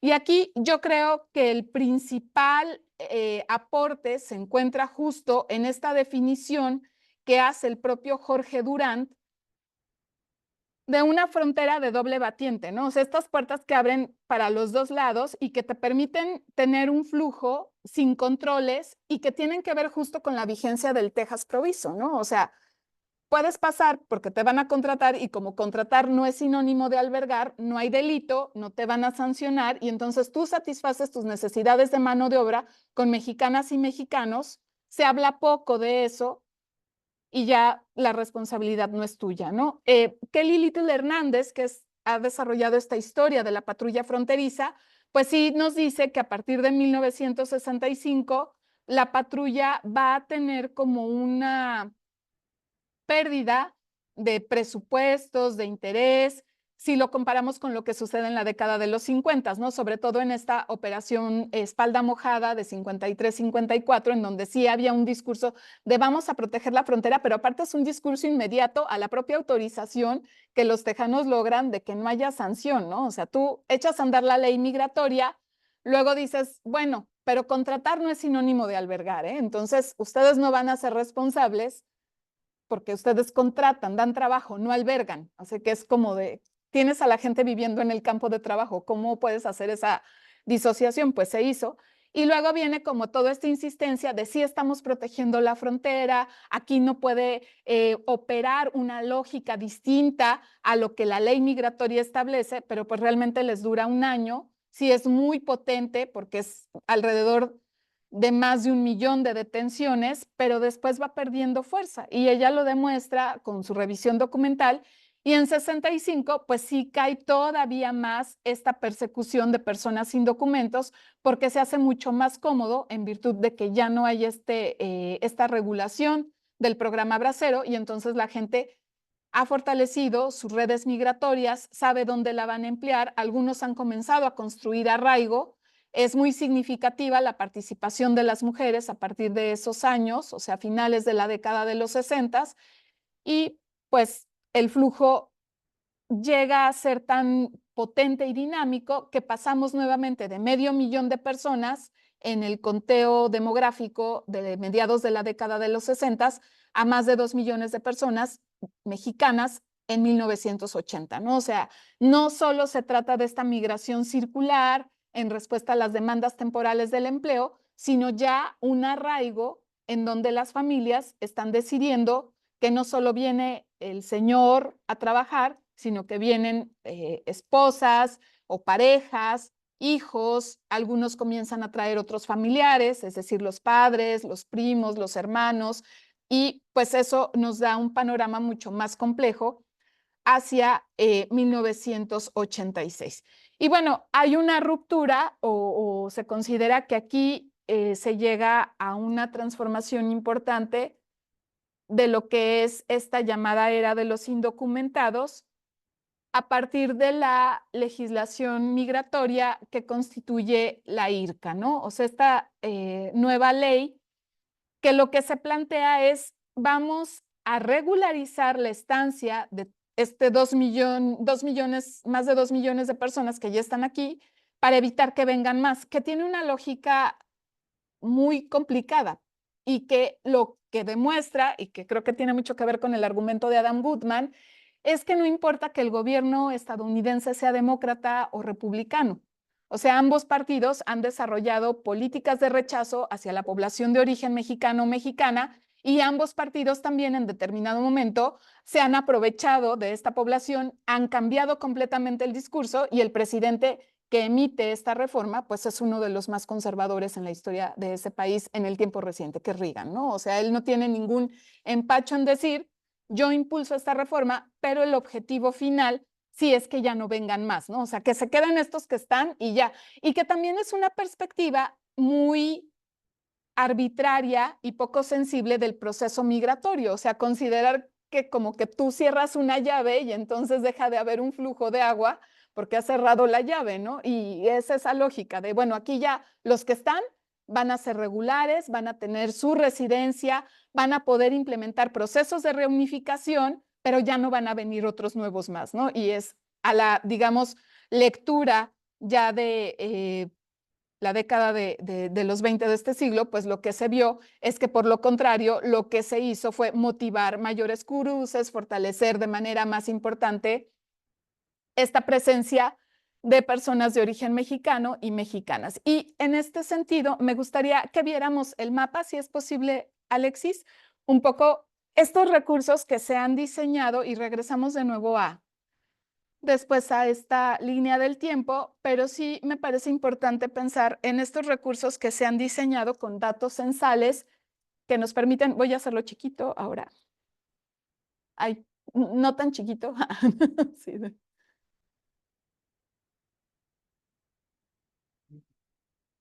Ya ha trabajado Reagan desde la historiografía. desde la historia, fíjate que no, han sido más los antropólogos. Juan Manuel Sandoval, de la DEAS de Lina, es el que tiene estudios sobre él y me tengo que centrar, ¿verdad? Bueno, este es un recurso, no sé si yo lo tengo que hacer más chiquito, ¿verdad? Sí, ya. Este recurso está en línea. A mí me parece que es muy buen recurso para distintos niveles escolares e incluso para nuestras propias indagaciones. Y es un mapa que ha desarrollado el Pew Research Center con base en información censal que nos muestra cómo va cambiando el origen de la población migrante en los distintos estados y territorios de Estados Unidos a partir de 1850. Entonces, bueno, aquí es, digamos, notorio cómo California y lo que eventualmente van a ser Arizona y Nuevo México, pues después de la guerra, de la conclusión de la guerra de 1848, pues están habitadas o la población de origen extranjero más importante es la de los mexicanos. Ya en Texas, para esos años, son los alemanes los que aportan el mayor grupo poblacional. Aquí no hay asentamientos todavía. Y en los distintos territorios, pues vemos que hay canadienses. Creo que destaca sobre todo la población irlandesa y la población alemana. Alexis, ¿puedes? Ajá, sí. Creo que más bien le vas pisando. Ajá, sí. Cambia. Bueno, quisiera que te detuviera.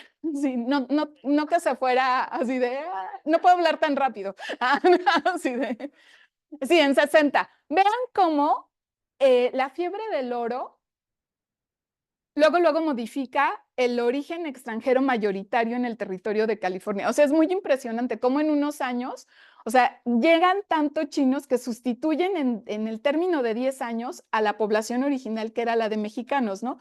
Y cómo aquí se sigue concentrando y que es importante, ahí los estudios de Dana Levine, también mucho desde la antropología, pero para el caso de Nuevo México, cómo hay una reivindicación del español y de la propiedad de la tierra que tiene que ver con el momento anterior a la guerra, ¿no? Y que muchas comunidades en Nuevo México siguen reivindicando para decir, tú a mí no me puedes prohibir hablar español en el espacio público, porque este idioma estaba desde antes de que llegara tu orden político, ¿no? Pero que tiene un fundamento histórico. Pasamos a 70,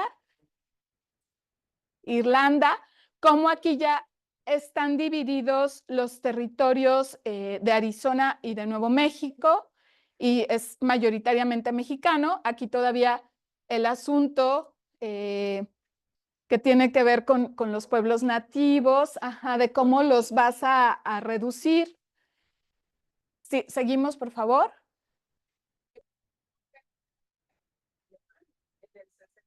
Sí, porque los migrantes, la mayoría de los migrantes que llegan vienen de Alemania. Y aquí vean, o sea, antes de la ley migratoria, como todo la costa del Pacífico, los territorios son chinos, ¿no? O sea, entonces, esta presencia que de pronto se vuelve como un problema porque lo ves demasiado. O sea, no es que la gente esté haciendo algo, pero lo ves tanto. Y creo que ustedes aquí en Baja California tienen una experiencia reciente con los haitianos, ¿no? O sea, que de pronto las personas decían, es que hay muchos. O sea, ¿realmente eran muchos o realmente es que hay un desequilibrio que les da visibilidad y entonces empiezan a tejer todos estos discursos racialistas, de racialismo, pero de rechazo. Continuamos, por favor. Bueno, no hay datos para esta década porque también las fuentes censales de pronto se queman, se pierden y pues no se animan a presentar una aproximación. Seguimos. Vean cómo, los efectos de la revolución en 1910 no son tan inmediatos, o sea, no es que haya estallado la revolución y luego haya habido una salida tan fuerte de población mexicana. Siguen en Texas, en Nuevo México y Arizona, pero sí hay una diferencia ya respecto a la anterior presencia más importante que era la de los alemanes, ¿no? 20, 30. En 30, que también tiene que ver con lo que estudiaba Marino, o sea, están los mexicanos ya como un efecto del proceso. 1940, por favor.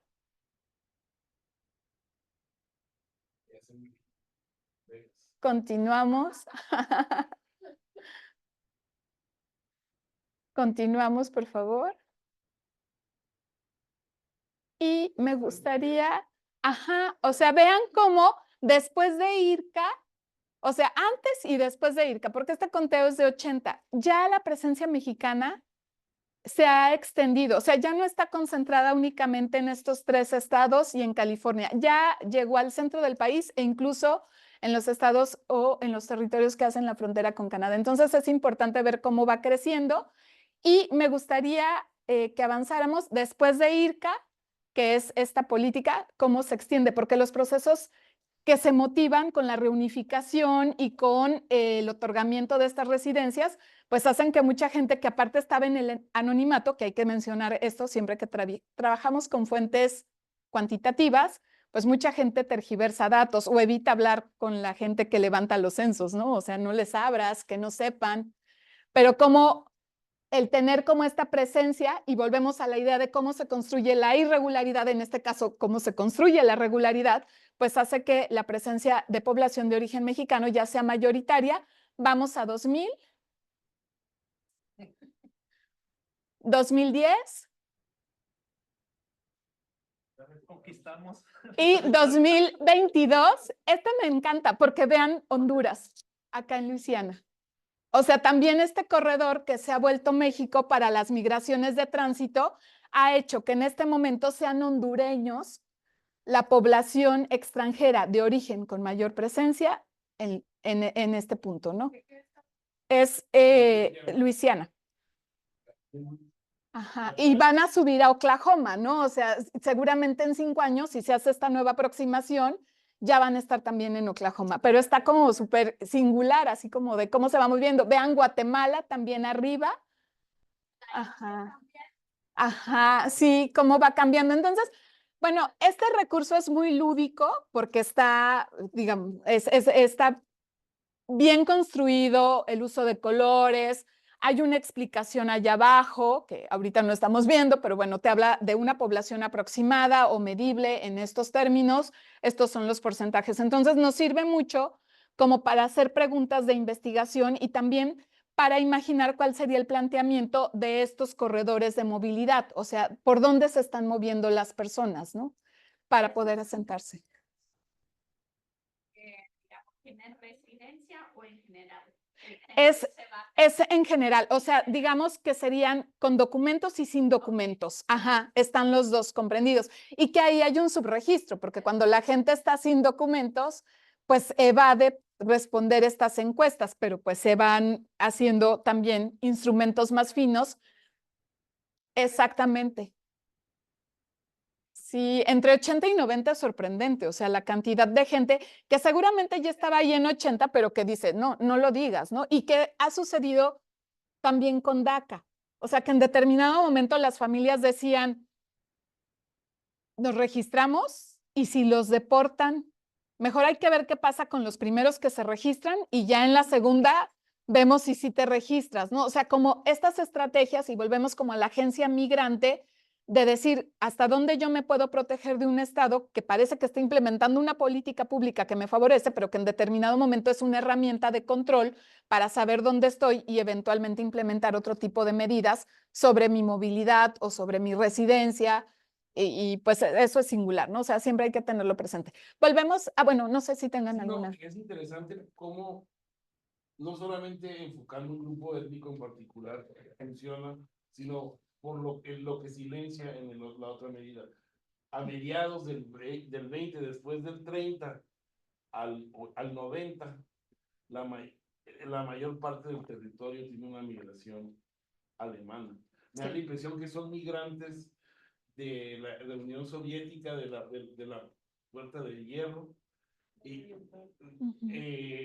que no van a ser de ninguna manera racializados ni vueltos irregulares porque son anticomunistas y son blancos, ¿no? Son el migrante ideal, ajá, para esta mirada estadounidense, ajá, del anglo-estadounidense, ¿no? Y bueno, eso Michael Snodgrass lo ha mencionado un poco, como él, pues siempre ha considerado que en esta integración social estadounidense, pues lo correcto es que haya esta racialización, ¿no? O sea, como que es la base de una sociedad ordenada, pero como, o sea, como esta situación a partir de los estudios históricos, pues se ve más allá de la mirada de un niño. O sea, él lo decía como yo de niño estaba acostumbrado a que yo jugaba con los niños que se veían como yo, ¿no? O sea, no jugaba con los que no se veían como yo, porque somos una sociedad racializada. O sea, iba a escuelas donde los niños se veían como yo. Ya como me hago historiador, o sea, él lo reflexiona muy desde lo personal, ¿no? Comienzo a ver que esto no es natural, o sea, que esto tiene que ver con una manera de pensar y de regular y de controlar a la sociedad y sus migraciones y sus movilidades. A mí me pareció como muy potente cuando lo dijo, porque ha de ser una persona un poco mayor que nosotros, ¿no? O sea, y que de niño tú miraras de esa manera la exclusión de unos y la inclusión de otros, pues es también importante. Bien, regresamos a la presentación. Mañana vamos a ver algunas cuestiones que tienen que ver con este periodo de la era de los indocumentados, pero a mí me parece muy importante mencionar ahora el incremento de la población migrante femenina. O sea, que en estas décadas se da con mucha fuerza, es medible.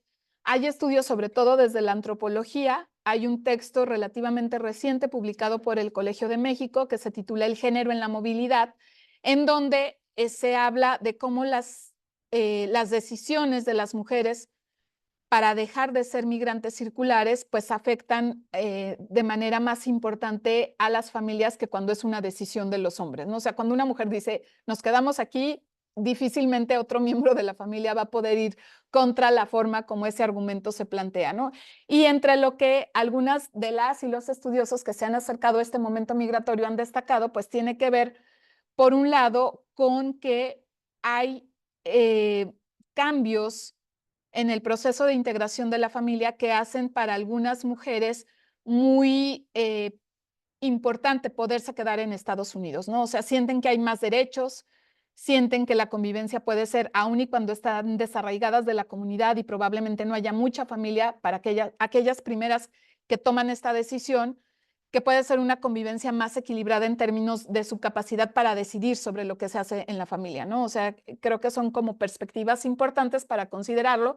Y por otro lado están otros estudios como los de Ana Raquel Minian, que sostiene que aquellas mujeres que se quedan en la comunidad y la pareja, ya sea un cónyuge o simplemente un compañero, se va a Estados Unidos a trabajar, pues quedan más supeditadas a un orden social en donde la familia política, o sea, la familia de la pareja, adquiere mucha autoridad sobre ellas, ¿no? O sea, sobre qué es lo que pueden hacer, qué espacios públicos pueden frecuentar, incluso la disposición del dinero, porque una conclusión general que tiene que ver con el hecho de que las mujeres en este periodo eran administradoras de los recursos que los hombres remesaban, pues ha comenzado a apuntar datos en la dirección de que sí son las mujeres las que reciben estos recursos, pero muchas veces son las madres, no las esposas. Entonces hay una supeditación doble al migrante que está lejos y aparte a la familia política, que es la que va a disponer cómo se otorgan estos recursos, ¿no? Entonces, bueno, son situaciones interesantes.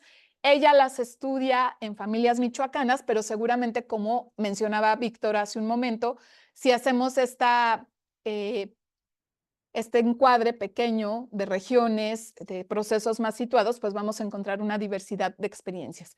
Y bueno, está este otro periodo que es también muy singular, que a mí me parece importante destacar, que es el de 1987, cuando empieza a implementarse IRCA. O sea, IRCA empieza a implementarse en 1987. A grandes rasgos, tú tenías que comprobar que habías trabajado durante 5 años en Estados Unidos para poder acceder a este proceso en donde se te otorgaba primero la residencia y eventualmente algunas personas adquirieron la ciudadanía.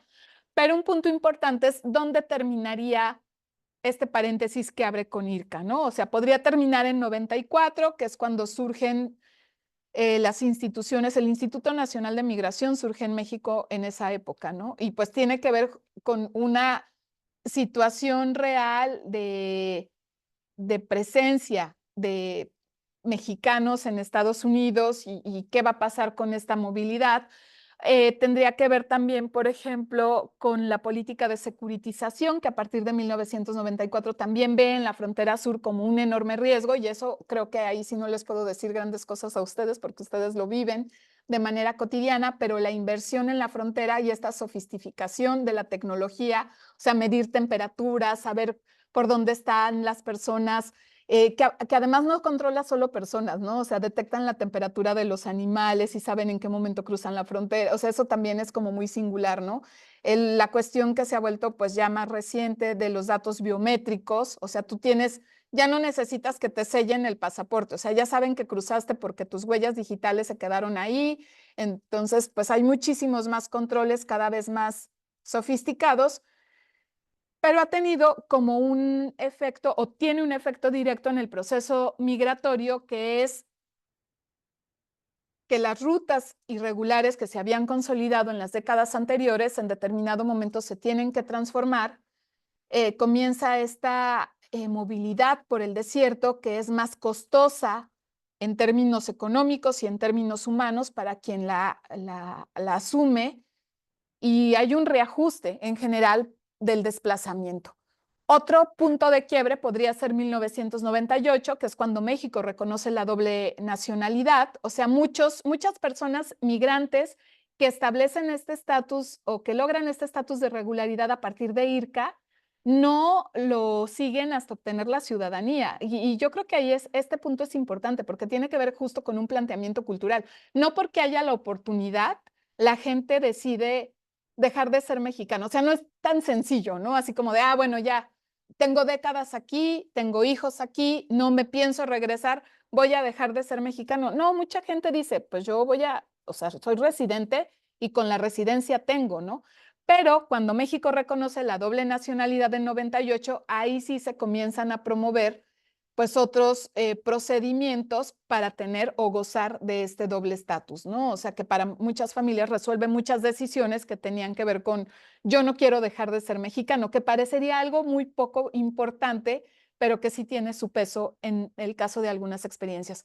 2001, también con esta desgracia o terrible situación en torno a las Torres Gemelas y el efecto en la política de securitización, puede ser otro punto de quiebre, o el que reconocen muchos estudios de distinto corte económico, político, antropológico, sociológico, que es 2007, ¿no? O sea, apunta a una nueva crisis económica que ya va a ver sus efectos en 2008. Y bueno, Ana Jardón, que es una de las sociólogas que ha estudiado esto, nos dice, ahí se transforman nuevamente patrones, remesas, flujos, hay retornos y habría que detenernos. Finalmente, de 2008 a la fecha, lo que sí se ha visto o se ve con muchísima fuerza es un mayor hincapié en esta idea de la criminalización asociada con la población migrante que llega por la frontera sur y las expulsiones, que de nuevo han sido promovidas tanto por administraciones demócratas como republicanas. Y ahí Juan Manuel Sandoval de la DEAS tiene un planteamiento importante porque él decía que habían sido mucho más agresivas durante la administración de Barack Obama que durante la administración de Trump, ¿no? Y hace una comparación de los primeros meses, o sea, ajá, ¿dónde está ahí como esta aparente amabilidad de un partido sobre el otro? Y volvemos a la idea de Goodman, o sea, realmente no lo hay, ¿no? O sea, los dos han rechazado, o eso explica por qué de cada 10 personas que son rechazadas de Estados Unidos, pues 7 han sido mexicanas. Sí.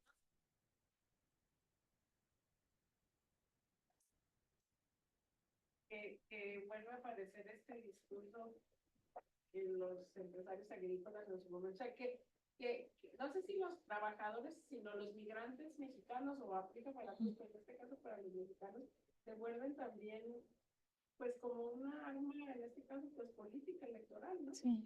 Aunque en la práctica, porque es un tema que no es central, o sea, porque, bueno, por las noticias y el debate, pues, tampoco es algo que esté en el centro.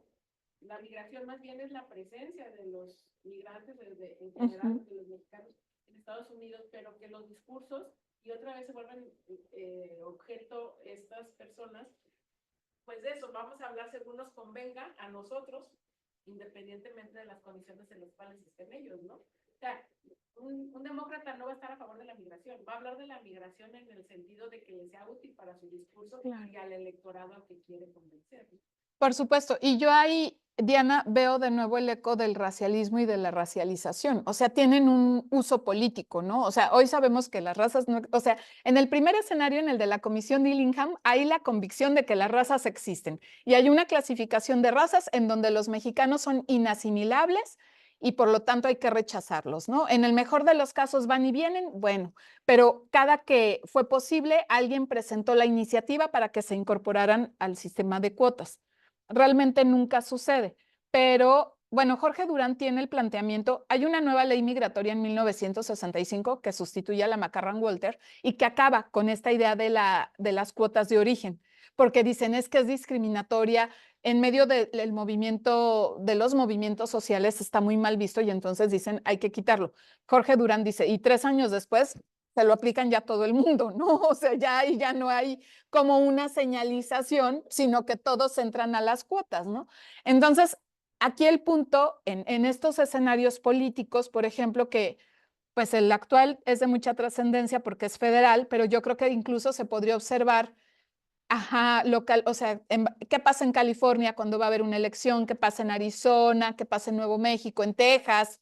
Ajá. Exactamente, que va a haber una diferenciación ahora, por ejemplo, que llegan más hondureños a Luisiana frente a los mexicanos, o cómo se va a integrar ese discurso, o sea, qué matices va a haber, ¿no? Si permanece como esta presencia constante de nacionalidades centroamericanas y van teniendo una presencia muy clara, mayoritaria en ciertos espacios, o sea, eso va a detonar otros discursos, pero sí creo yo que es como el racialismo, ¿no? O sea, es útil este discurso para generar una trayectoria política y para, pues, tener un electorado que dice, esta persona sabe de lo que está hablando y va a venir a poner orden y entiende perfectamente que son individuos o familias inasimilables, porque además en eso coincide. Estamos a 20 años de las conclusiones, más de 110 años de las conclusiones de la Comisión Dillingham y el discurso sigue siendo, son inasimilables, generan problemas, ¿no?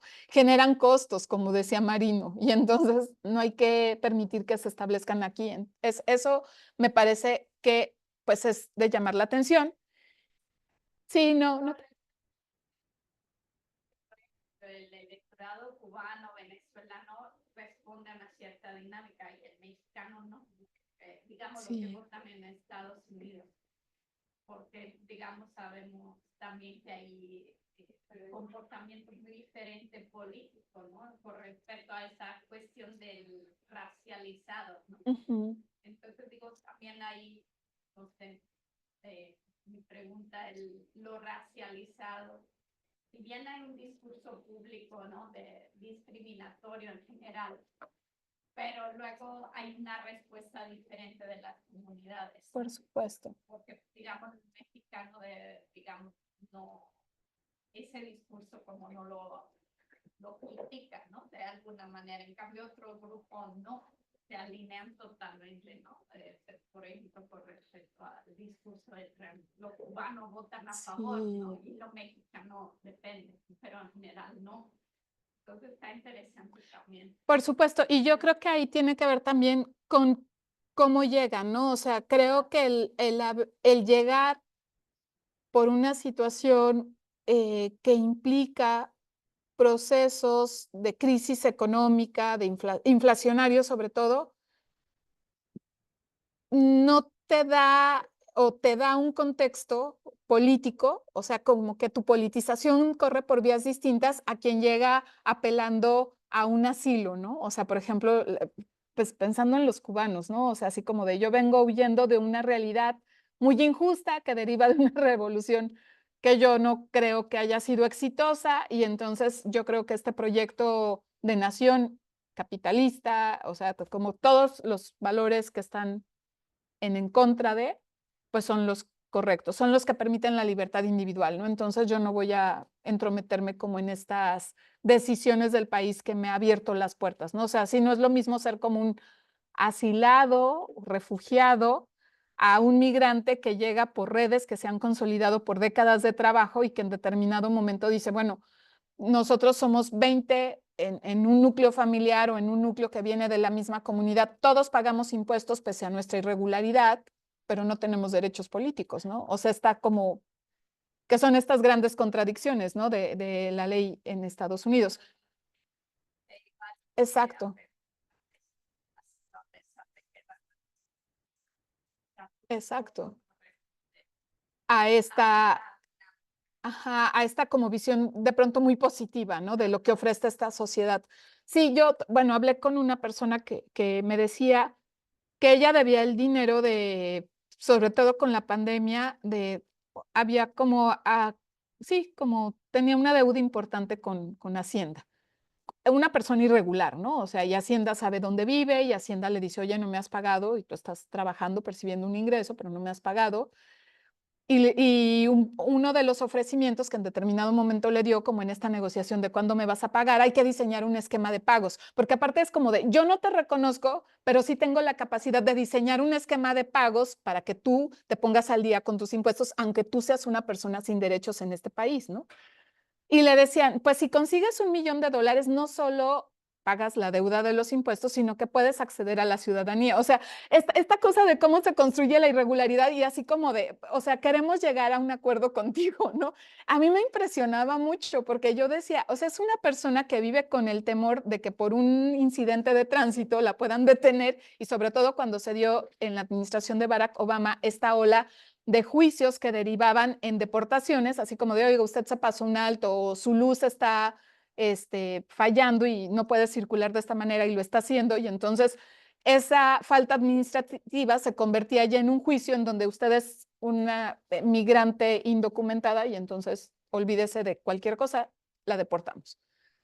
Que vivía con ese temor y que de pronto recibe esta oferta de si consigues $1,000,000, no solo pagas la deuda con Hacienda, sino que podrías ser ciudadana estadounidense, ¿no? O sea, yo no podía creer, o sea, que así se dirijan a la gente, ¿no? Es muy impresionante, porque además tú dices, podrían vivir en una completa clandestinidad todo el tiempo con miedo, diseñando estas estrategias, pero no, o sea, la comunicación con el Estado está ahí.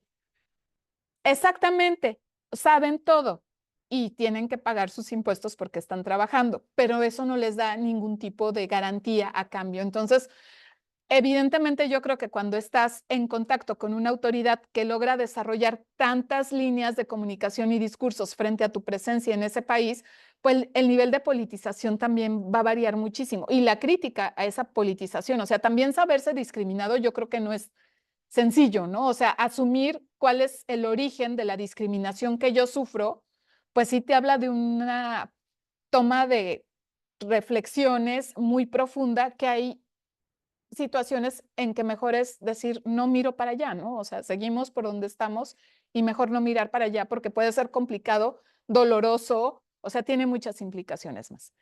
Bien, vamos a pasar, gracias por tu comentario, Sara, vamos a pasar a, si es, sí, ¿verdad? Sí es con este, pero ahora no sé por qué no estoy.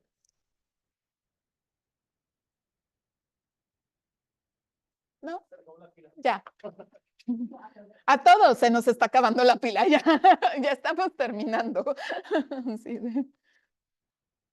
Otra vez, ya vimos el mapa, o sea, estas son diapositivas del mapa, y quisiera detenerme en esta, porque también esta presencia ha significado transformaciones desde un punto que tiene que ver más con la convivencia, ¿no? Cómo estas poblaciones, pese a saber que son poblaciones sin documentos, son poblaciones con este calificativo de ilegales que pues yo rechazo y que creo que hay muchas personas en la academia que rechazan desde distintas disciplinas, no solo la historia, pero cómo las propias comunidades también se han dado a la tarea de implementar pues su propio rechazo, ¿no? Y en 2015 en California se aprobó una ley justo para dejar de hablar como de del alien, o sea, de ese que nunca va a poder ser ciudadano, para referirse a estas comunidades migrantes, ¿no? Y la propuesta es desaparecerla de cualquier normativa que tuviera que ver con movilidad de mexicanos, de personas de origen mexicano en documentación oficial,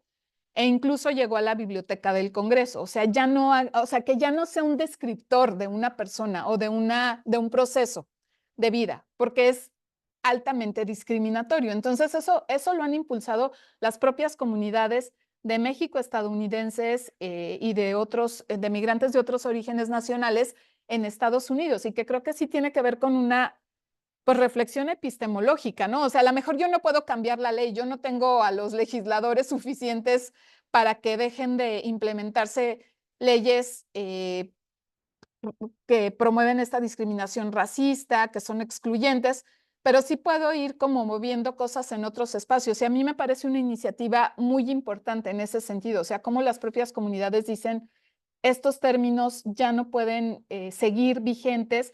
Esta idea del illegal alien surge con la ley McCarran-Walter en 1952, y eso quiere decir que durante 60 años nadie dijo, pues está mal que nos refiramos así a las personas, ¿no? A las personas que por otro lado sí puedes contratar, porque contratar no es albergar migrantes sin documentos, ¿no? O sea, es como un poco ir moviendo estas estructuras y me parece muy importante. Y finalmente quería hablarles de unos libros que me parece que están pues justo mostrando estos intereses más recientes sobre el proceso migratorio entre México y Estados Unidos, pero que también, pues como todo, abren nuevas preguntas y nos permiten entrar en nuevos caminos de reflexión y motivar indagaciones.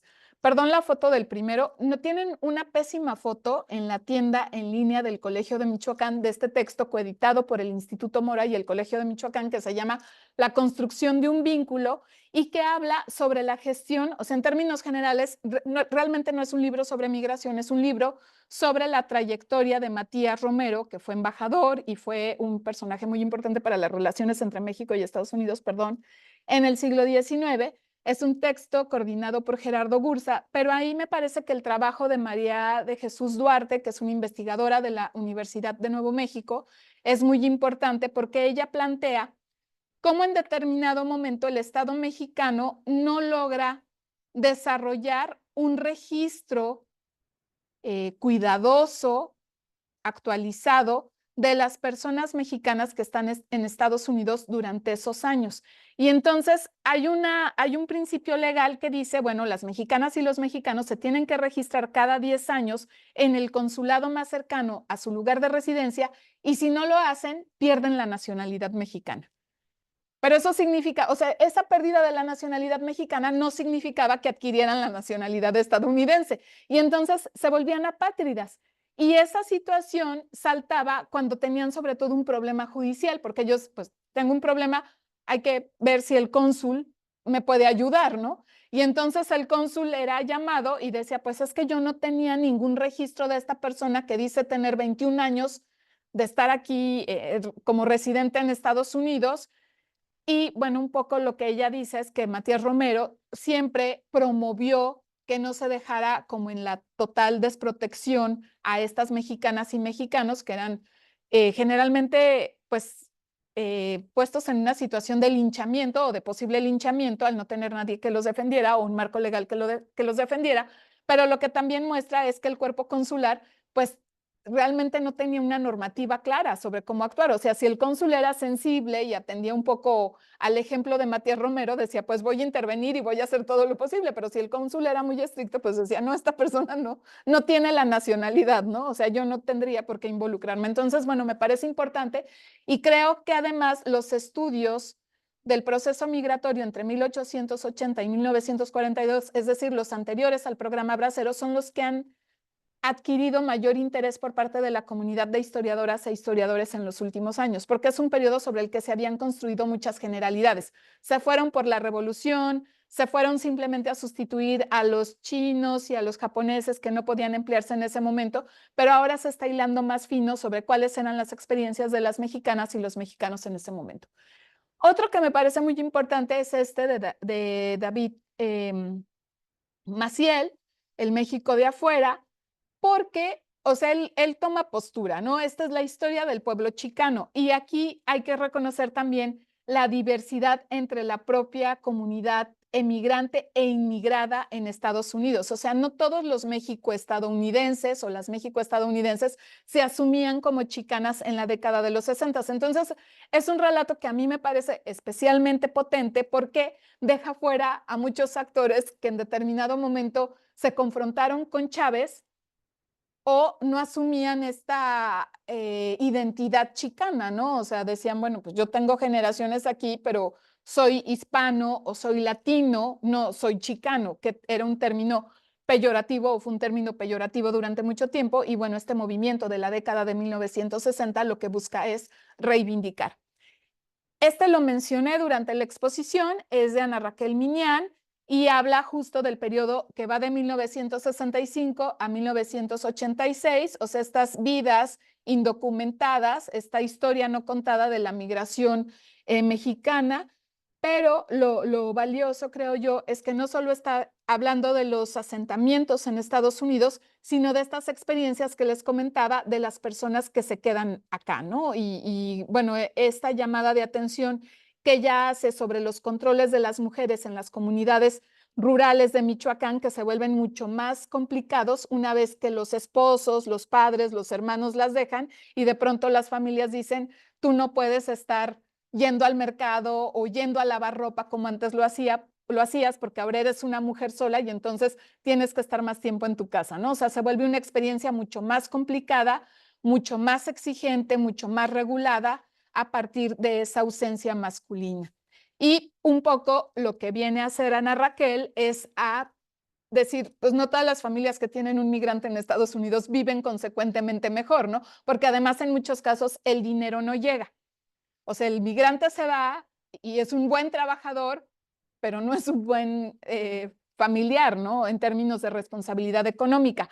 Y eso creo que también resulta importante tenerlo presente en función de roles que tienen que ver con responsabilidades familiares, la masculinidad, lo que es ser proveedor. En determinado momento ha habido como una idea un poco romántica de que el migrante se va para ayudar a la familia. Pues el migrante de pronto tiene dos familias, ¿no? Y lo que ves es que hay juicios de bigamia, porque pues resulta que el señor se murió y hay un seguro y lo están reclamando dos familias, una en México y otra en Estados Unidos. Sí, para alimentar la discusión. Sí, puede ser un caso. Y la otra parte que es que hay una regulación internacional en términos de protección a la familia, que es desde, o sea, los antecedentes son desde la década de 1950, pero realmente México la va a firmar hasta 1994. Y entonces en las cartas del archivo sí es muy potente el discurso de las mujeres que dicen, oiga, ayúdeme, ¿no? O sea, ayúdeme porque hace 6 meses que no sé nada de esta persona y a mí hay una carta que especialmente me conmueve porque la señora dice, nuestro hijo mayor va a salir de la primaria y yo no puedo absorber los gastos que la salida de la primaria significa, ¿no? Porque además hay otros 4 o 5 niños. Y el cónsul es así como de, pues no, o sea, no sabe usted, o sea, pero hay mucha angustia en la carta de esta mujer que además no sabe escribir, tiene que ir con alguien que le ayude a poner esto por escrito y dice, ayúdenme porque los retornados me dicen que lo encarcelaron, pero ella nunca dice dónde. O sea, por ejemplo, ese tipo de cosas que traslucen como una situación muy apremiante, pero que también te muestran las pocas, en determinado momento, herramientas que las mujeres tenían cuando se quedaban solas, ¿no? Y cómo, aunque eran difíciles sus contextos, pues van empujando hasta donde pueden para decir, yo tengo que expresar esto y tengo que hacer algo, ¿no? Hay otro documento sobre justo un bígamo, en donde de plano le dicen a la persona, vaya usted a Houston, porque usted se casó en Houston, y ahí establezca una demanda. Y la persona que también no sabe escribir, o sea, que se ve una letra diferente en la correspondencia, o sea, cada que establece una comunicación con el personal de la Secretaría de Relaciones Exteriores es otra letra, porque se ve que alguien le ayuda a hacer las cartas, dice, no, yo no voy a ir porque me ha amenazado de muerte. Y yo, o sea, esta cuestión de la violencia que tiene que ver con el abandono, que tiene que ver también, pues, con unas relaciones familiares muy complicadas, ¿no? Y que de pronto a veces uno piensa en procesos migratorios o que la migración siempre sirve para mejorar una situación y pues no es tan cierto, ¿no? Entonces me parece como un texto muy valioso en ese sentido. Y finalmente, otro que también mencioné en la exposición, que es el de Larisa L. Veloz, que se publica recién en 2023 y que nos habla del proceso migratorio de las mujeres entre 1890 y 1965. Se ha dicho que entre 1890 y 1942 el patrón era de migración familiar, pero una vez que llega el programa Bracero, el modelo de migración es masculino y parecería que no se están yendo las mujeres, y ella nos viene a mostrar con un título aparte que retoma una nota de un periódico, si no me equivoco ahora, de Guanajuato, que era Hasta las mujeres se van, ¿no? O sea, como esta alarma en ciertos municipios con una alta tasa migratoria que dicen, ¿qué está pasando, no? O sea, ¿por qué no logramos contener este proceso? Pero aquí lo importante es que se confronta el modelo con un patrón mucho más diverso, ¿no? Que incluya a estas mujeres. Y bueno, quedan 7 minutos de la sesión. No sé si tengan alguna pregunta o comentario. En torno a la periodización inicial de 1880 es interesante porque, bueno, se expulsan los chinos, pero no sé, me parece que todo ese proceso está, así como en el mapa estaba en entredicho la comanchería, ¿qué pasa con los grupos nativos? Después, la década de 1870 es de mucha violencia étnica. ¿Qué pasa con los grupos indígenas? Porque me da la impresión como que en 1994 el reconocimiento de la binacionalidad a lo mejor es como muy tardío para estos grupos como los Kumeyaay o los Cucapá, perdón que siempre saqué de California. No, está muy bien. No conozco otra cosa. Que sí están teniendo reconocimiento en ambas comunidades, ¿no? Entonces, a pesar de que hay un marco que racializa, es un marco en el que deliberadamente ya está como un silencio, como una inactividad el grupo indígena. Y me parece más interesante todavía lo que es el trabajo de Karen McWilliams, porque tiene en su trabajo cerca del sur de California, utiliza esa expresión, una isla, ¿no? Pero Karen McWilliams no solamente va a enfocar a los mexicanos, sino va a incluir a los propios estadounidenses y a las élites de Los Ángeles en este esquema, que también deja de lado a los grupos indígenas. A propósito del joven que está estudiando yaqui, ¿no? que también tiene una doble nacionalidad en algunos casos, ¿o no? ¿Perdón? Sonorense y Baja Californiana. Sí. Algunos sí van a Estados Unidos. Ajá. Sí, de Ah, hecho, ya. en Arizona, en Esperanza, en varios lugares de Arizona. Ya, comunidades los yaquis. Y nacionales. Ajá, exactamente, porque los procesos migratorios que ellos tuvieron a principios del siglo XX, huyendo de las campañas militares, se formaron poblados allá. Incluso, bueno, hablando de Sonora, pues durante la fiebre del oro en California, pues hay comunidades enteramente sonorenses durante ese proceso. Entonces, pero sí tienen el reconocimiento por parte de los Estados Unidos en algunas comunidades dentro de Arizona. Entonces sí se da ese reconocimiento. Y es interesante porque el yaqui está lejos de la frontera.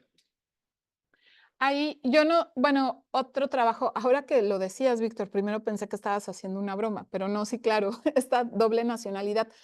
Guillermo Castillo, que se los mencionaba como un autor de este planteamiento teórico de la autonomía de las migraciones, él empezó a estudiar el proceso de movilidad en la frontera a partir de los ODAM. que tienen otro nombre. ODAM es el que ellos se dan, pero tienen... Ajá. Los pápagos. Pápagos, ajá, exactamente. Y él hablaba justo que son uno de los primeros grupos que gozan de la nacionalidad mexicana y estadounidense. Yo no sé ahí qué marco jurídico están empleando los grupos indígenas, o sea, es el Tratado de Guadalupe Hidalgo y qué otra cosa, pero creo que es desde su agencia, o sea, no creo que haya sido ni el Estado mexicano ni el Estado estadounidense el que les haya otorgado graciosamente, generosamente, sino que ellos debieron haber promovido. Digo, yo recomendaría el trabajo de Guillermo, ahora que mencionas tú el de Williams, o sea, hay como estas inquietudes o estos silencios sobre cuál ha sido la trayectoria de los grupos. Entonces, qué bueno que lo estás estudiando. ¿Cómo te llamas? David. David, qué bueno que lo estás estudiando, porque sí, ciertamente la cuestión étnica, aun y cuando ha merecido mayor interés en los últimos años, en el balance que hace Catherine Betzina sobre el proceso migratorio México-Estados Unidos, publicado por el Fondo de Cultura Económica en 2022, sostiene que el trabajo, el género y la etnicidad son como los tres grandes temas que se han fortalecido en los últimos años. No tanto por los historiadores, yo creo que más por antropólogos y sociólogos para la cuestión étnica, pero sí hacen falta muchos estudios de cómo surgió eso, o sea, quién se los dio, en qué coyunturas, ¿no? O sea, con qué argumentos legales. ¿Quién lo peleó? Yo creo que han sido las comunidades. La mamá de ya no es historiador. Yo lo conozco. Ya, Es de Guadalajara. ya. Sí, pues ahí invítenlo. Ya, la verdad es que sí es Y él empezó a estudiar un voto femenista antes de... de los ODAM. Yo lo conocí ya en su etapa ODAM. Sí, pero ahora está con la autonomía de las migraciones y está haciendo cosas muy interesantes. Sí, no, impresionante. Y Fresh Gate tiene como 80 trabajos. Sí, se la pasa trabajando. Pues muy bien, muchísimas gracias. Solo comentar muy a mucho que esto que planteamos al principio de cómo se construye la ilegalidad o la regularidad, pero yo estaba pensando en eso, preguntamos con Jesús sobre los trabajadores mexicanos en Alaska, del 10 al 42. Entonces, lo que estamos viendo es más bien cómo las empresas están fomentando que estén precarizados o que estén irregulares. Y recuerdo cómo una empresa, la Alaska Packers Association, digamos que en estos acuerdos que hay laborales en donde las empresas que van a contratarlos, depende del lugar donde van a contratar, los tienen que llevar también al lugar donde van a trabajar y después regresarlos cuando se acabe su periodo de trabajo, están incumpliendo a propósito esa última parte para ahorrarse costos, pero también cuando están, digamos, dejan de trabajar y están en Alaska o en Seattle, bueno, ya no están trabajando, entonces como no tienen trabajo, los pueden arrestar por vagancia. Sí. ¿No? Y una vez que los arrestan por vagancia, pues los van a deportar, los van a encarcelar en algunos casos, y luego dicen, no los encarceles, llegan las empresas y dicen, los voy a contratar para llevarlos a las empacadoras de Alaska, y claro, ahora tienen menos derechos o están más en situaciones precarias, en donde ellos pueden pues, hacer uso de su mano de obra, y si quieren les pagan, y si no, pues no. Esta línea entre trabajador y vago para los trabajadores en movilidad es muy tenue, o sea, depende del momento. Y eso, por ejemplo, desde el programa Bracero, la gente llegaba al centro de contratación y si no se iba pronto, ya no eran trabajadores que estaban esperando un contrato de trabajo, eran vagos. Y así se implementaban todas las acciones que caían sobre ellos, fueran las filantrópicas desde la sociedad, así pobre gente no tiene dinero, no come, no se asea, no tiene dónde dormir, o las que los criminalizaban, ¿no? O sea, van a asaltar el mercado, incomodan a las familias, les gritan cosas a las muchachas, o sea, ese tipo de cosas iban escalando, ¿no? Pero como que es una línea muy tenue. Y como dices, suma a una precarización, ¿no? O sea, son empleo precarizado, o sea, no hay seguridades en muchos sentidos y una de ellas es que están en una línea en donde no se distingue hasta dónde son trabajadores y en qué momento se comienzan a convertir en criminales, ¿no? O sea, vago es lo menos, pero después puede ser un asaltante, altere el orden, o sea, esos son los calificativos siempre, ¿no? Sí, qué interesante que lo estén estudiando en Alaska, que además es un territorio que siempre queda como muy al margen de, de lo que es Estados Unidos. Sí, ¿A dónde nos van a contratar? El trabajo es arriesgado, es peligroso, y pues quién sabe si nos van a acabar la temporada. Claro, claro. Qué bueno que están promoviendo este tipo de investigaciones así. Felicidades a la comunidad de la UABC. Pues, nos vemos mañana. Temprano. Interesante eso porque uno pensaría que era la posrevolución o con las encomiendas que se generaba este discurso, pero el individuo errante como constante universal pasa por Ovago. Sí, es una línea muy tenue, así como de... Ujú. Sí, en Egipto supongo que pasaba lo mismo, ¿no? Con algún pueblo semita. Lo que es interesante es siempre me ha parecido la psicosis del retroceso. Ah,